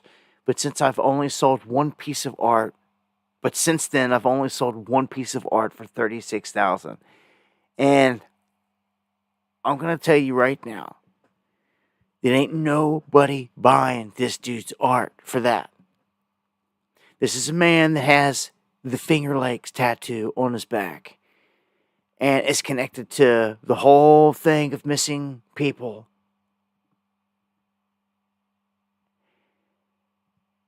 And this is what happens when someone is pushed on the market. Did you see? You hop on eBay or Amazon or something, and all of a sudden there's these stupid paintings, ugly as crap. This looks like somebody threw ketchup on the thing, and someone's paying $30,000 for it? No. They're buying a human. And this is how the money is exchanged. See how it works? He's a master at this. So much so, they show it to you right the friggin' open. And he's so used to doing it that he even cites like that's his business, is selling art. Like, get out of here. Like we know what it is. We've got it figured out, man. This happens every day. It's been happening. This is just crazy, man. He was pardoned. Is that to get peeled back? Was it auto-penned? It had to have been. If they just said everything, but he only signed one thing for real. If everything was auto-penned, well, then so was all the pardons. They're null and void. This is how I see this, man. You can go after all these people. Why would they leave this one untouched, man? This is a huge one. It's a huge one, man. So Trump is flexing like all over the place. He's saying that he considers revoking the protected status for all the Ukrainians that are in the United States. You're talking 240,000 that are sheltering in the U.S. A lot of them fighting age that ran here to survive and not get slaughtered. Now he's basically saying he's considering revoking and sending them all back. And it's because he's playing hardball here. He's playing hardball. Trying to force, ever since Zelensky did this thing. So, Putin, he gets kind of scolded by Trump here. Trump's like, look, you either get to the table now or I'm going to hit you with more tariffs. And sanctions on banking and all this other stuff. And Putin's like, all right, we're ready to talk. We're ready to discuss. Because Trump's like, look, you're over here still pounding the crap out of them. Like stop it and like come to the table now. He's really playing this Prince of Peace role to the fullest here. I'm telling you, the Gentile Messiah. So Putin says, yes, sir, like we're going to meet and blah, blah, blah. And now high-level U.S.-Ukraine meetings are set for Saudi Arabia since Zelensky's apologized. But it's back and forth with him. At this point, I think they're just looking to override him. As long as Trump and Putin can get to the table and, like, shake hands on something and sign some papers, when that happens, I think it's huge. I'm going to be honest with you. If we became allies and friendly and all the relations changed with Russia, it would be the biggest move we've ever seen in terms of countries in our lifetime. And in terms of avoiding World War III to that degree with like a nuclear power, it would be huge.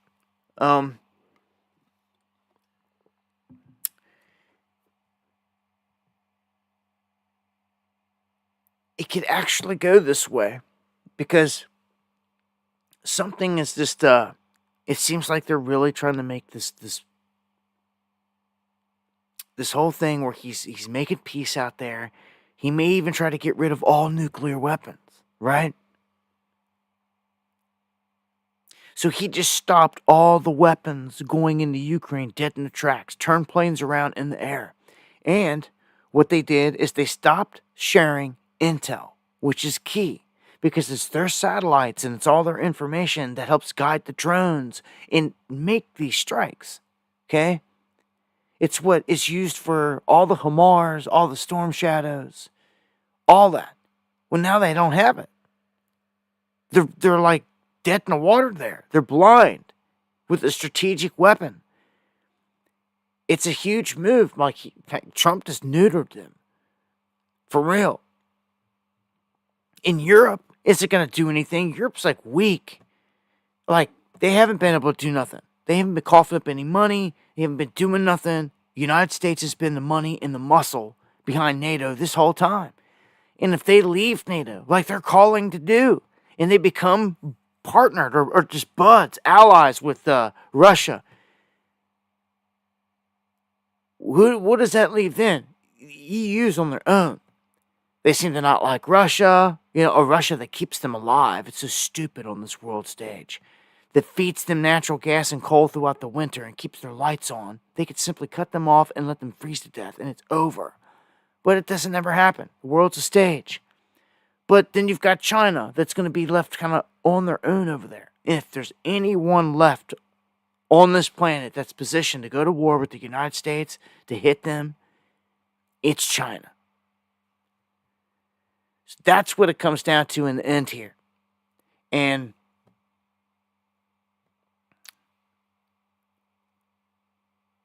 the U.S., this is one thing on Iran here real quick. We know that Iran's been telegraphed a lot with Trump. They say that the U.S. is going to try to disrupt their oil in the flow, the transportation on the high seas. Then Trump says he sends a letter to the Ayatollah and he wants to talk about nukes. Negotiations. And he's hoping that Russia and Vladimir Putin can help. And Putin said that he would. Putin said that he would help moderate talks between the two. That would be like a huge, crazy deal. What if he convinced them to give up their nukes?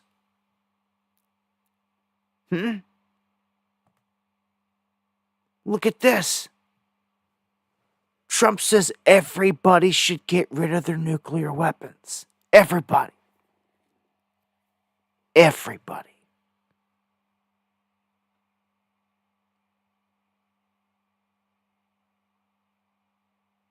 Now, why would this be happening? This false Prince of Peace. Do away with all the weapons, turn them into plowshares. Where have I heard this all before? Where have I heard all this before?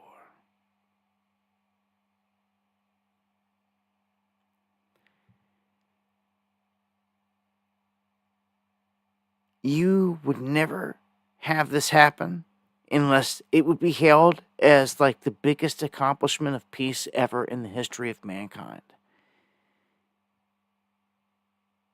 And he would be the one to usher it in.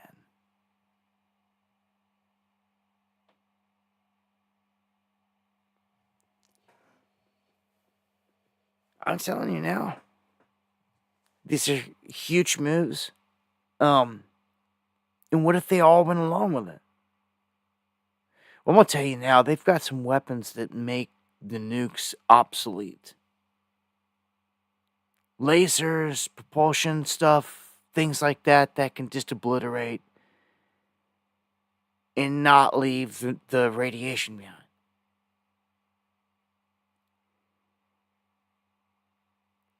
In a whole new world of technology, like they're supposed to be unveiling all this old black site stuff, Greer, disclosure, and all that, it's already doing it, revealing new technologies. The anti-gravitics is one of the propulsions there, so they've dropped that seed, but they've yet to come out and put it on full display. Well, guess what? They're going to. When we went to Area 51, and I've got the video on my channel, it's crazy. Bucket list event for sure there, man. They put on a show, broad daylight, with a brand new hangar 18, whatever it was down there, brand new hangar they just built. We seen it off of some images, satellite images that we got our hands on, and we went and we locked onto it from Tikaboo Peak. I swear, well, they knew we were there. There's a camera at the top of Tikaboo Peak, and they can see you clearly. And they knew we were there. They knew we were coming. I announced it on the live streams and everything else. They seen us going up in there. Took four-wheelers, then we hiked the rest of the way. And there's a camera at the top. As soon as you get there, they seen us setting up tripods. It's 26 miles away.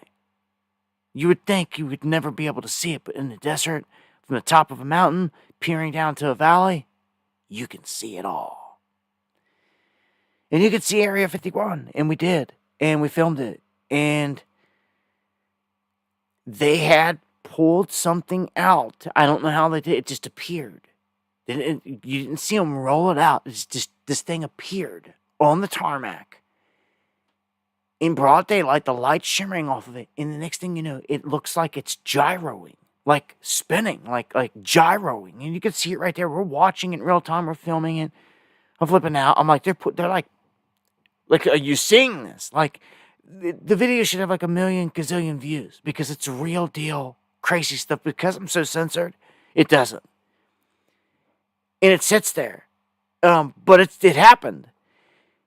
And it's right there. It speaks for itself. I've even showed it again on the live streams before in the past. It's insane. And it just disappears right in front of your eyes. Just gone. No, nothing. Just... You don't see nothing. Like I said, you said, what? Just, yeah. That's what happened to us up there. And I always felt like they did it on purpose. Like to put on a show. Like, what did we just... And it was like the anti-gravitic or the propulsion stuff or something. It was gyroing. Like spinning. And you could see it shimmering, doing this, the sunlight off of it. It was insane, man. That was one for the books for us. And then I launched the drone. And I went down over the hillside because I didn't want to be in view of the camera. Knowing that they were going to know I launched this thing anyway. And I launched it. And when I launched it, I went straight up in the air. And when I did, the wind coming up over that mountain pushed my drone that way, like toward the base. I'm 26 miles away. So my drone would have never even got close to the place, going toward it. So my idea was to take it straight up and see what we see. I didn't have a zoom on the camera neither. But sure enough, I got it up there. And I stabilized it. And you could see the tops of all the white buildings. And I said, boys, I think we just did some firsts. I think we got the first drone footage, seriously, of Area 51. Straight up. No one had done it before. No one's done it since. Dudes have, like, tried and all this other stuff, but, like, and maybe someone's gotten here recently close to it.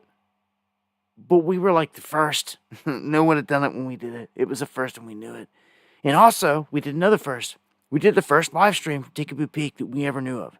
No one had ever done it. History Channel been there. Travel Channel, every channel that you could think of that's ever done that you've ever seen something on Area 51. None of it was ever live. All of it was documentary. Every bit of it. No one had ever gone live from up there.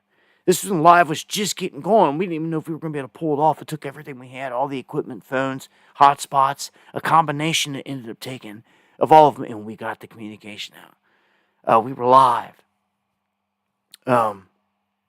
Back then we were using Ustream and all that as well. I mean, we've been doing this so long, man. We did it, though. I got the first live stream off that we ever knew of Area 51 and the first drone footage. And we did two firsts, man. And we did it. So we did it. We did it. That's one that we own. Yeah, man. I owe it a trip back. I always said that we'd camp out up there one night because it was just like part of the adventure that we missed. But I tell you, you better be prepared. When hiking to a mountaintop and all that stuff, you better be prepared out in the desert because you better be prepared. Food, water, all that. We thought we were rolling heavy up in there with supplies. When we rolled out of there, we were depleted. We could barely hold our heads up. Every drop of water gone. Every bit of beef jerky. Everything we had to eat gone. Yeah, it'd take it out of you. Yeah, man, I'd love to do something like that. If we could ever get a trip to go back. If I ever have a reason to go back out west, that it's there. Love to go back. I've got unfinished business, I feel like, out there. Four Corners region. All that. I would say Yellowstone, maybe even two. Maybe Yellowstone again. There just so happens to be a treasure maybe out there. Somewhere in the Rockies, if you guys don't know.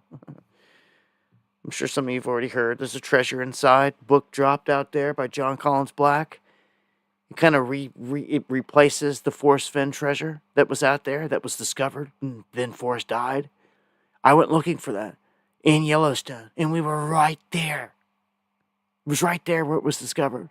If I had another day or so, I swear I feel I would have found it. I swear to you. It was right there. We ended our journey probably within a couple hundred yards where it was found, off the Madison River. That's crazy, to be that close. And we knew it, figured it out, and went there, and just didn't have the time put in on the ground to find it. Anyhow, John Collins Black dropped one in a book, these treasures. There's multiple. And he got a lot of money in crypto and decided to spread these treasures out there across the United States. And he's got one that is just like Forrest Fenn's. It's got a riddle, a poem just like it, all that. And it could very well be in Yellowstone, somewhere in the Rockies. But a lot of people have been talking about it as of late. It's out there to be found. Yeah, man. All right, so let me finish up here with some of these stories here. I'm just going to get out of the global stuff. I'm going to jump into the border real quick and finish up with some thoughts here. Kash Patel announces the arrest of 2 active duty Army soldiers and a former soldier for stealing Americans' defense intelligence and giving it to people like China. So this is the first time out of all this corruption they've been exposing that I've heard them announce any arrest or going after anyone. But these aren't even the ones that were spending the billions. These are just guys that were handing over intelligence to China, which is a big deal. But still, we need to see these other people getting arrested, like the Chuck Schumers that should be getting investigated. But no, Pam Bondi stopped that investigation. You see how this works? You ain't never going to see that corruption get taken out. And this is how the deep state works. It's all musical chairs, and they keep the people fooled. Oh, here's another one that they put out there, Kristi Noem, because another one of them faces that they put out there to put on the All-Star team. So now she's running around with a bulletproof vest and an ice hat, acting like she's some chief honcho in all these video clips. It's sick, man. But the people fall for it. Maybe people fall in love with her and will listen and they'll accept it. But it disgusts me. I see what they've done. Created this all-star team to pull off all this on the people. So, the cartels are kind of flipping out a little bit, apparently, at this point. But the DOJ identifies Chinese nationals now in companies that are aiding the cartels. So, dude, this changes.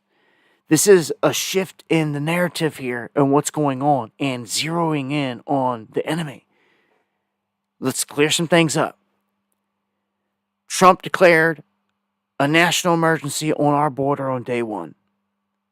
He has since sent the military down in full force. Border Patrol, the military, you name it, they've got machinery down there and they're getting ready to start launching strikes on the cartels. Okay? They have labeled them terrorists. It's that real. Okay? Now, they are making the connection that China is in Mexico and they are directly aiding the terrorist cartels. You know what that means, don't you? The next announcement is that they too can get hit and will get hit and struck. That they too are a terrorist. Do you see? And as soon as they label China, the Chinese terrorists, dude, these dudes are going to probably come out the woodwork. They are here in mass. And this is a setup. This is set up. Oh, man, Trump, no one's talking about the Chinese that are right next to our bases all over the place. Some senators are talking about it, bringing it up, but they're not. Homan ain't even mentioned it once. Drinking his coffee. They're slurring his words over some stupid crap over here. It makes no sense. I don't trust that dude. They're trying to depict him as a hero since day one. I see him as the guy that's coming after us. But know your enemy. As soon as they drop bird flu, they don't care about nobody else. They don't care about nothing but those that are not jabbed. The whole thing's going to change. And who's going to be the guy in charge of it? All the strike teams? That dude. You better know your enemy. You see where this is going. I do. What sucks, this war's about to go full blown, and this place is embedded with Chinese. People ain't even ready. You thought one little car bombing or IED thus far has been something? Wait till this stuff starts popping off. Chinese get the bat signal to come out. Oh, it's over. They're here. Like, you think they're just gonna stay in the shadows forever? I don't think so. They didn't do all this for nothing. They didn't send them all in here for nothing. Get some big events on the doorstep here, man. TNF, thank you, my brother. Yes, they do. You know they do. What's disturbing, though, is our government's silence on it all. It's like a 9/11 to me. It's a setup. This whole thing is a setup. It's what it is to me.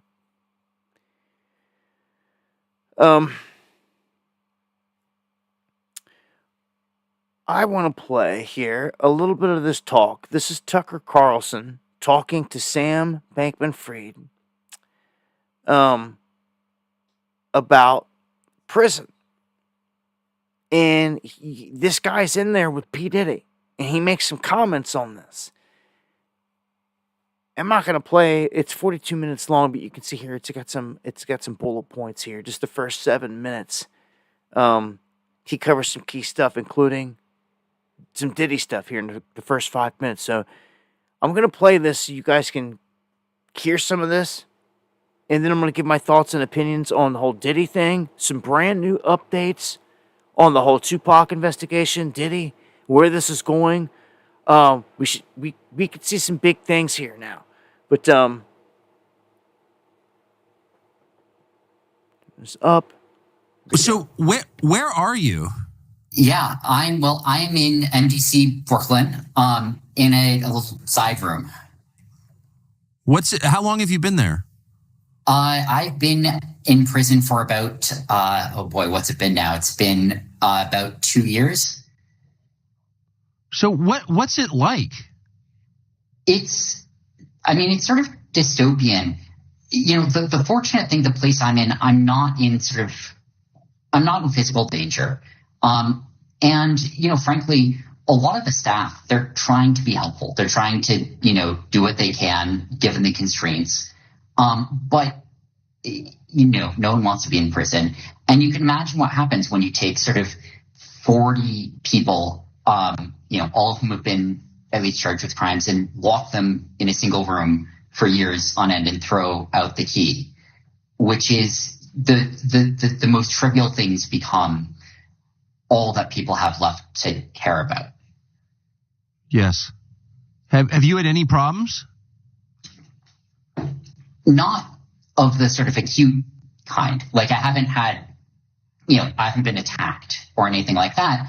I've had a lot of logistical problems. And, you know, the biggest, frankly, was when I was on trial, trying to get access to legal work was nearly impossible. I would, you know, on a typical trial day, they'd wake me up at 4 a.m. I'd spend 5 hours in various buses, vans, and holding cells until my trial started in the morning. Then trial straight through to 5 p.m., another 4 hours in holding cells and vans. You know, I'd get back at 9 p.m., way after any access to legal work was cut off for the day. So that was the biggest problem. So what do you do all day when you're not on trial? Well, it's a really good question, because there's not a whole lot to do in prison. I read books. I've, you know, started reading novels again. I play some chess, and I work on my legal case to the extent I can. You know, there's appeal, there are other things. I do what work I can from in here on that, but the lack of other meaningful things to spend my time on is one of the most kind of soul-crushing things about prison. I got to say, we've never talked before, but obviously I've watched you from afar. And I just also say I feel sorry for every man in prison, no matter what he's accused of or did. I don't think we should be locking people away. Or I guess we have to, but I feel sorry for everyone in prison. I'll just say that. Call me liberal. But you do seem kind of healthier and less jumpy, I have to say, after 2 years in prison. You know, I've had a lot of time to reflect on how to communicate. And in retrospect, you know, I think I was not effective at communicating, especially when the crisis first hit. That you've been taken away from your phone. So yeah. Like, that's kind of big. Yeah. Oh, it is. I prefer having the digital world. That, you know, at the end of the day, like, here comes the Diddy talk. But I will say that when I say that, it's less from a perspective of like enjoyment or you know, pleasure or leisure, and it's more from a perspective of productivity and ability to have impact in the world. You know, from that perspective, it's so hard to do anything when we don't have the digital world. So, like, have you made friends there? Are you hanging with Diddy? I think he's in there with you. He is. And I don't know, you know, he's been kind. I've made some friends. It's a weird environment. You know, it's sort of a combination of a few other high profile cases and then a lot of, you know, ex-gangsters or sort of, you know, alleged ex-gangsters. Yeah. Definitely alleged. So what's Diddy like? You know, obviously I've only seen one piece of him, which is, you know, Diddy in prison. And, you know, he's been kind to people in the unit. He's been kind to me. It's also, it's a position no one wants to be in. You know, obviously he doesn't, I don't, as you said, it's kind of a soul crushing place for the world in general. And, what we see are just the people that are around us on the inside rather than John. Yeah. who we are on the outside. Oh, I'm sure. And you're two of the most famous prisoners in the world in the same unit. What do the armed robbers think? Well, it's a really interesting question. And Thank you, Little Bear. Of course, some of them are, I think are thinking like, wow, this is sort of a big opportunity. Like, to meet people they wouldn't otherwise get to meet, which is, it shocked me the first time I heard that. Right. It makes sense from their perspective, but like, boy, is that not how I think about prison. Sorry to laugh. No, that's such a good. I bet it's not how you think about it. No, it's not. And laughing's all you can do sometimes. There's no better alternative. They're good at chess. That's one thing I learned. Like, former armed robbers who don't speak English, and probably didn't graduate middle school are. A surprising number of them are like fairly good at chess. Like, I'm not saying they're grandmasters, but like, I lose games to them all the time. I was not expecting that. Wow. So how is it? That's so interesting. How has that changed your views? Well, I would say it's part of a larger whole, which, it's one of the most sort of profound things that I've come to learn over my life, but still something I don't fully understand, which is obviously, what we call intelligence or IQ or whatever. It matters. It's important. Working hard matters. It's important. But there are other things that we don't have good words for. I still haven't found the right words for. But things that can make someone an unbelievably impressive and successful and productive person. All right. He's pretty boring. So I just wanted to play the part about Diddy, see what he had to say about that. He is in the same unit. As you can see, he says he's nice. I mean, what much more is going to happen in there?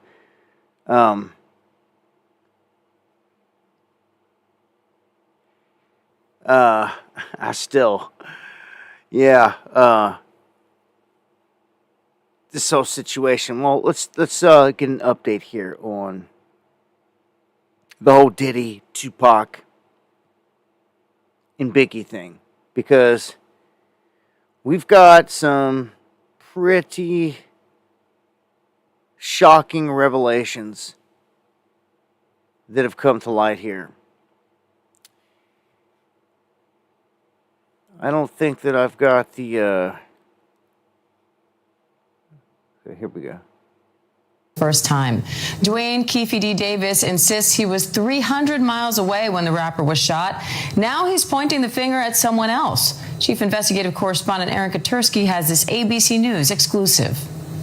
The death of rap legend Tupac Shakur nearly 30 years ago became one of the nation's most notorious unsolved murders. Hey, Keith, Metro Police, come over here. Then in 2023, a breakthrough when prosecutors charged this man with ordering the hit, the only person arrested for Shakur's murder, who now tells ABC News authorities have the wrong man. I'm innocent.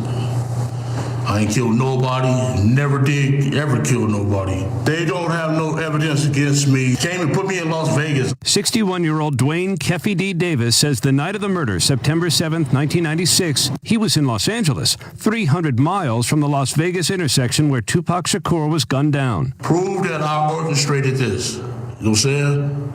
Your key witness orchestrated this. They top witness is the lead suspect.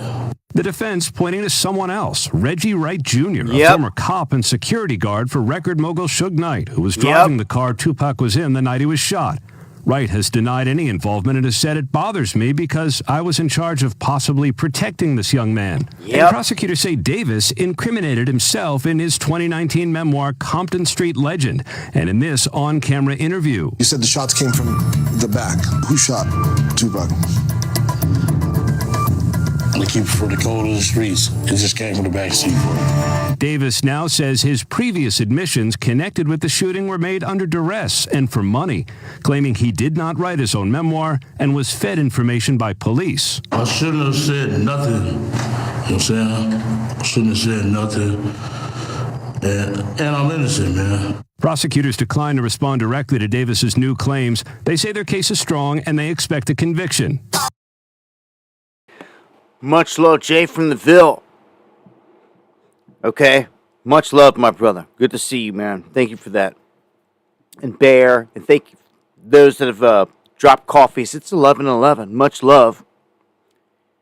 Yes. Get some final thoughts on this. I think that this is a huge revelation. This is a huge revelation. Of course, Keefe is sitting there saying he should have never said nothing. But what did he do? He went out there this whole time believing that under this proffer agreement, Queen for a Day deal that the feds gave him, that he thought that he could go out there talking about all this stuff and not be touched on it. But that's not the case. It was only what he was talking about in the meeting with the feds that he couldn't get touched on.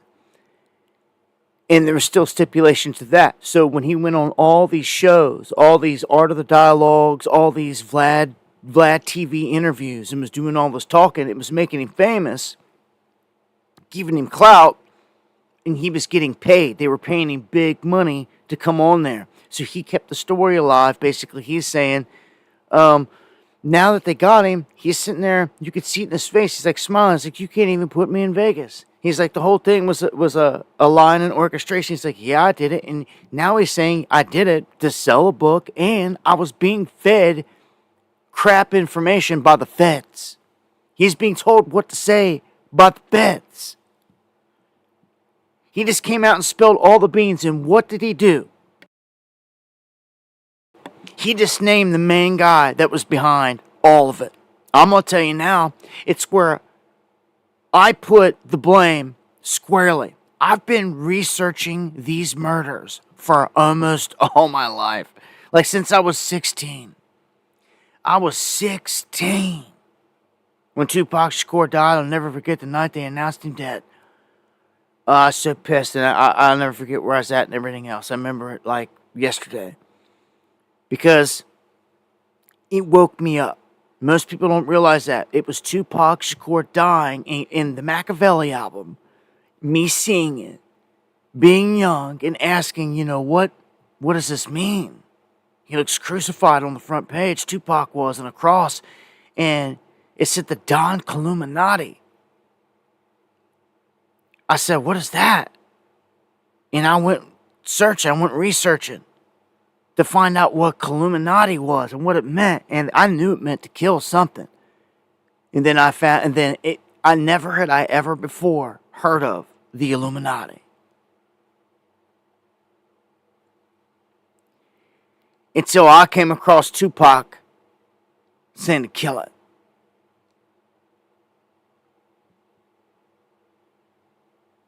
You wonder who wanted him gone. You wonder who got him. From all my years of research, it comes down to this. And this is like the gavel comes down. Like whether they smoke Reggie here in court or not. This is how this is how it works. The way I see it.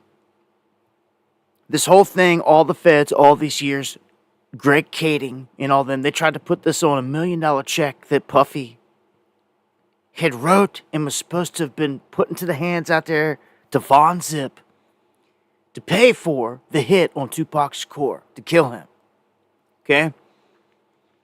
They've known this. Greg Kading and all of them knew this. This is the story that they were pushing the whole time. So that right there implicates P. Diddy in the murder of Tupac Shakur, and it has this whole time. Forget all the sexual crap and the orgy parties and all this crap that he was doing. Like, now you're talking murder. Okay? This is the big dog stuff. This is stuff that hit you with, you're going to die now. They're going to take your life because you're now convicted of orchestrating or being a part of whatever. I'm telling you now, they're hanging P. Diddy out to dry harder than you've seen anybody in a long time. This is a perfect example of someone that was groomed and taught how to do everything that he's doing, just like Epstein. And just like Epstein, like they're doing away with him. Okay? They're going to try to pin it on him now. Why would they not? Why would they not? He's already going down for all this other stuff. Before the feds ever take the blame, they will pin a story out there that P. Diddy did it. Before they ever tell you that a single Fed was involved, they'll let him take the blame. Him or Keefe D, the patsy that's still breathing and is sitting there saying, I'm innocent. And like, even got a smile on his face. Like, look, you, And what did he do? He spilled the beans on who he knew orchestrated it. Reggie Wright Jr. How did Reggie Wright Jr. orchestrate it and get away with it? Because he's a former cop. His daddy is the cop of Compton, the king cop of Compton, during the high times of the 90s. All tied into the Masons and to the feds. In the night Tupac was killed, he was being tracked by the feds. His dad has said it in interviews. He's like, where's the feds at? Where's their footage? It's known in documents they were trailing my son that night. What did they see? Huh? How come they didn't give chase? Huh? It's because they were watching their own event. Do you understand that? They were overseeing their own orchestration.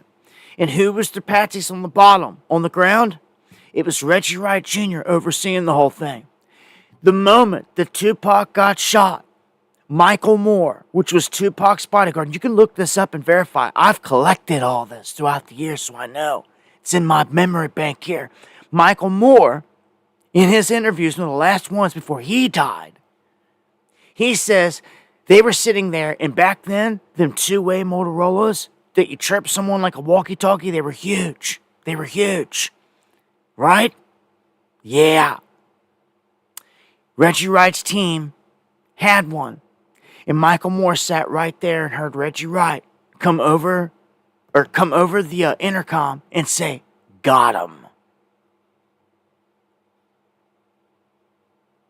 They did it. Reggie Wright Jr. and all them orchestrated it. Tupac just fired him that week and warned Suge, dude, we gotta watch our tail for having our own security be former cops and everything. Well, Tupac, dude, that was his conscious knowing. And Shook just said that in a recent interview this week. He came out and said that. He's like, Pac knew. I should have listened to him. He admitted that much. He's like, I should have listened to him because Reggie Wright did all this. And then Reggie Wright also was the one that took control of everything. Thank you, R.G. Toro. When Shook Knight went to jail. Because he thought he could have trusted him. But it was, no, this dude set him up the whole time. With Shook Knight's ex-wife. They were dirty dogs. They wanted Shook gone too. And then they went into the Machiavelli album, since they had their hands on it, and they're the ones that put it out there for the world to hear. And at the very beginning, when you hit play, what's it say? It says, Shook shot me. And Reggie Wright then put that there and gave it the green light, because they are the ones that were in control of it.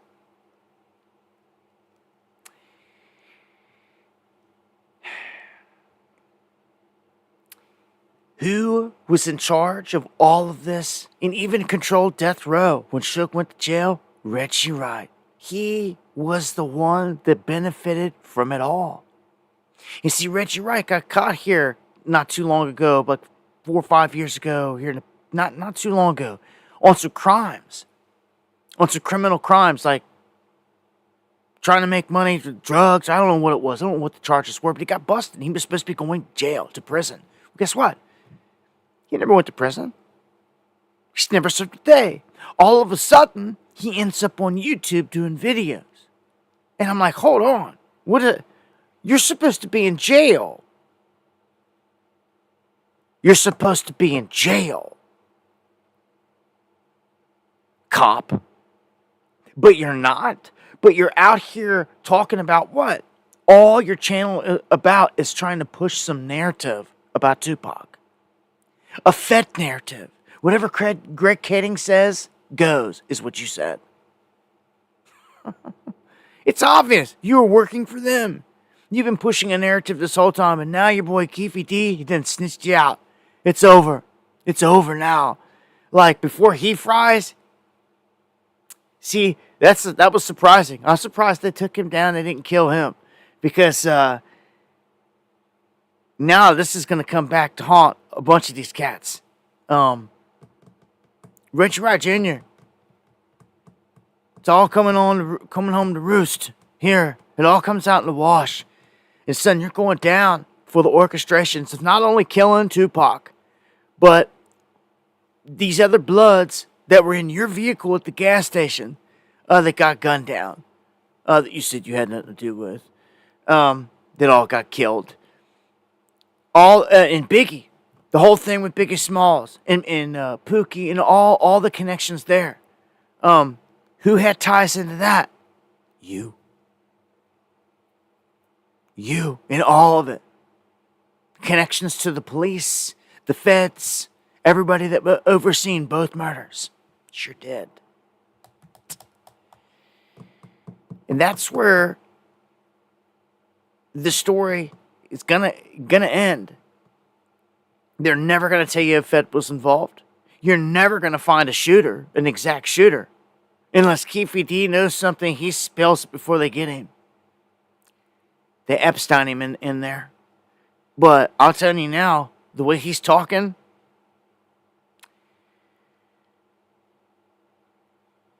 you better watch it. But who's going to care? If they get him in jail, people are going to be like, oh, well, it was a Tupac shooter and all this other crap. But it'll go down in distorted history again.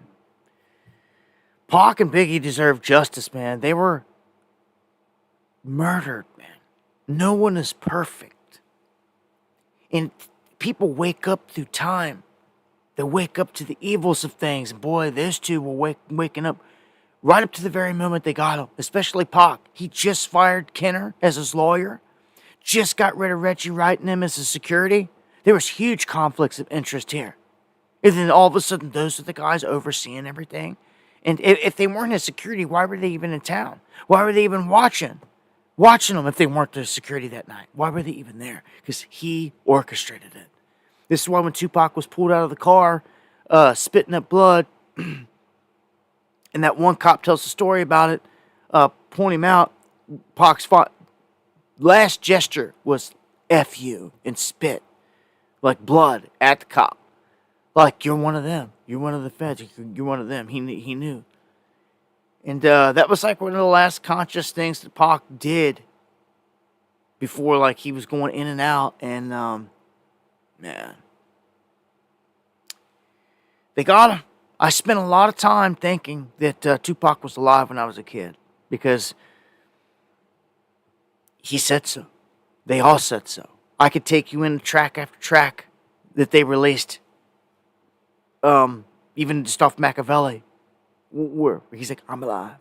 And all this other stuff, like in it. He definitely was planning something. That's why he called it Machiavelli. Machiavelli was to fake his death and kill his enemies. He got clipped before he could do it. The ones that got him were he couldn't trust the ones right around him.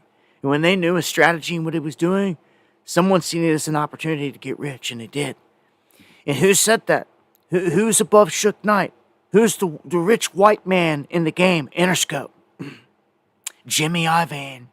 And what were Jimmy Iovine's words to Suge? Soon as Tupac died, not rest in peace, we're going to miss him. It was, you just hit jackpot.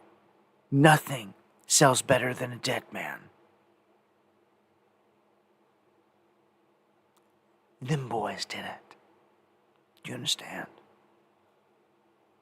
They ritual sacrificed Tupac and Biggie and played it off to the whole world as a West Coast, East Coast, whatever. And most people bought it, ran with it, and now everything comes out in the wash. Now you're starting to see it. And for those of us that have tracked it this whole time, these souls deserve justice, man. And I'm telling you, who I've known's been behind it the whole time. The whole time. The feds.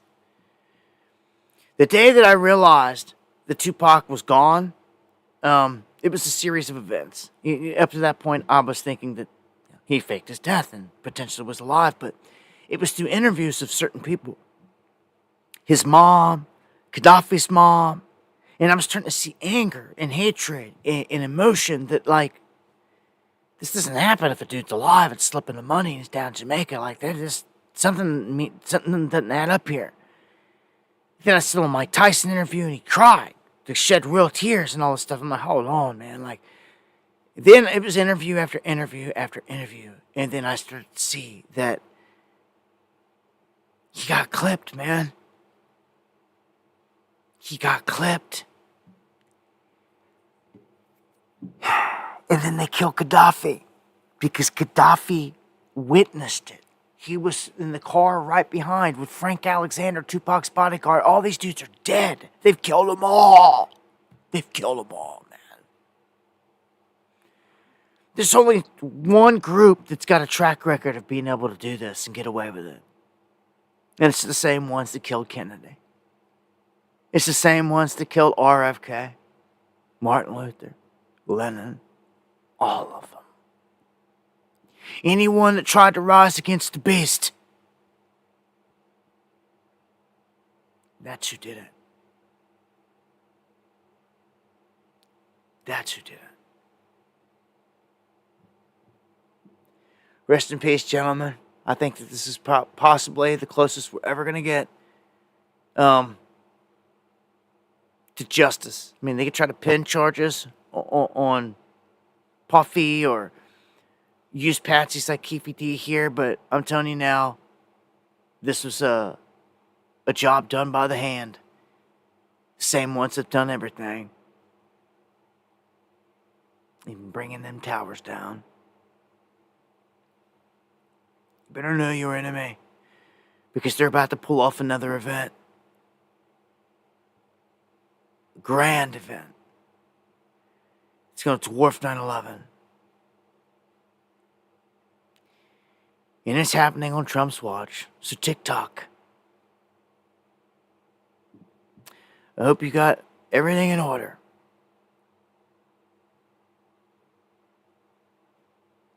So that brings me to the end of another one here. Tonight. I want to thank everyone that hangs in there to the end. I appreciate all the love and the support. Crazy times, man. I want to thank everyone that's supported the channel tonight. Jenna Lee, Reserved, Where Are We, Donna, Audrey, John, everyone that bought the coffees. That is the best way to support the channel, and it's appreciated more than you know. This is the only way I do get support. So it's when I'm live, just so everybody knows. I don't get a single bit of no donations, no nothing, no support when I just drop videos at all. Randomly, every now and then, I might get a coffee that someone just randomly does every now and then. But like, in terms of the support that I get from people, like, it's you guys in the live streams that come through big, and I appreciate it more than you know. It's appreciated to the fullest. And those that take the time to say these prayers and to pray, when we pray on things, it means a lot, because the power of prayer is real. And when you've got two or more doing it, it's real. It has an effect. Okay? You need to know that. So when I'm praying on things and other people out there do too, it's appreciated because you're helping to reinforce it. Right? Much love. Much love, Tooge. Everybody out there, all the mods, Pixie, D. White, Hoodie Ross, Jay from the Ville. Good to see everybody tonight. I look to be back Monday for another one, going live Monday, Wednesday, and Friday. And if I can, I'll try to line up a special for a Sunday coming up. If I can, I'm gonna slowly be working toward trying to piece one together, like we talked about demonology and all that stuff on a stream one Sunday night exclusively, and dove into all that stuff. And a lot of people like that and request more of that. So we'll try to piece something together and maybe pop another one of them off here soon on a Sunday night, something like that. So If you guys need to get a hold of me, dabu7@yahoo.com. Follow me on X.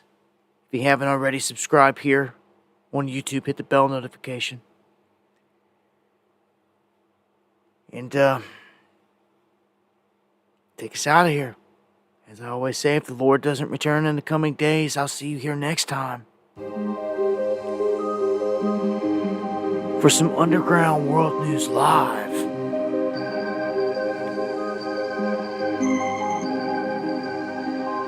Much love.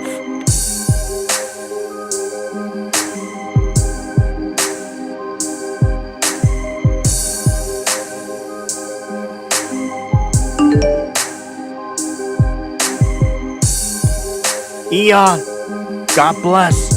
You're absolutely legendary in terms of support. There's no one like you. Much love, my brother. God bless.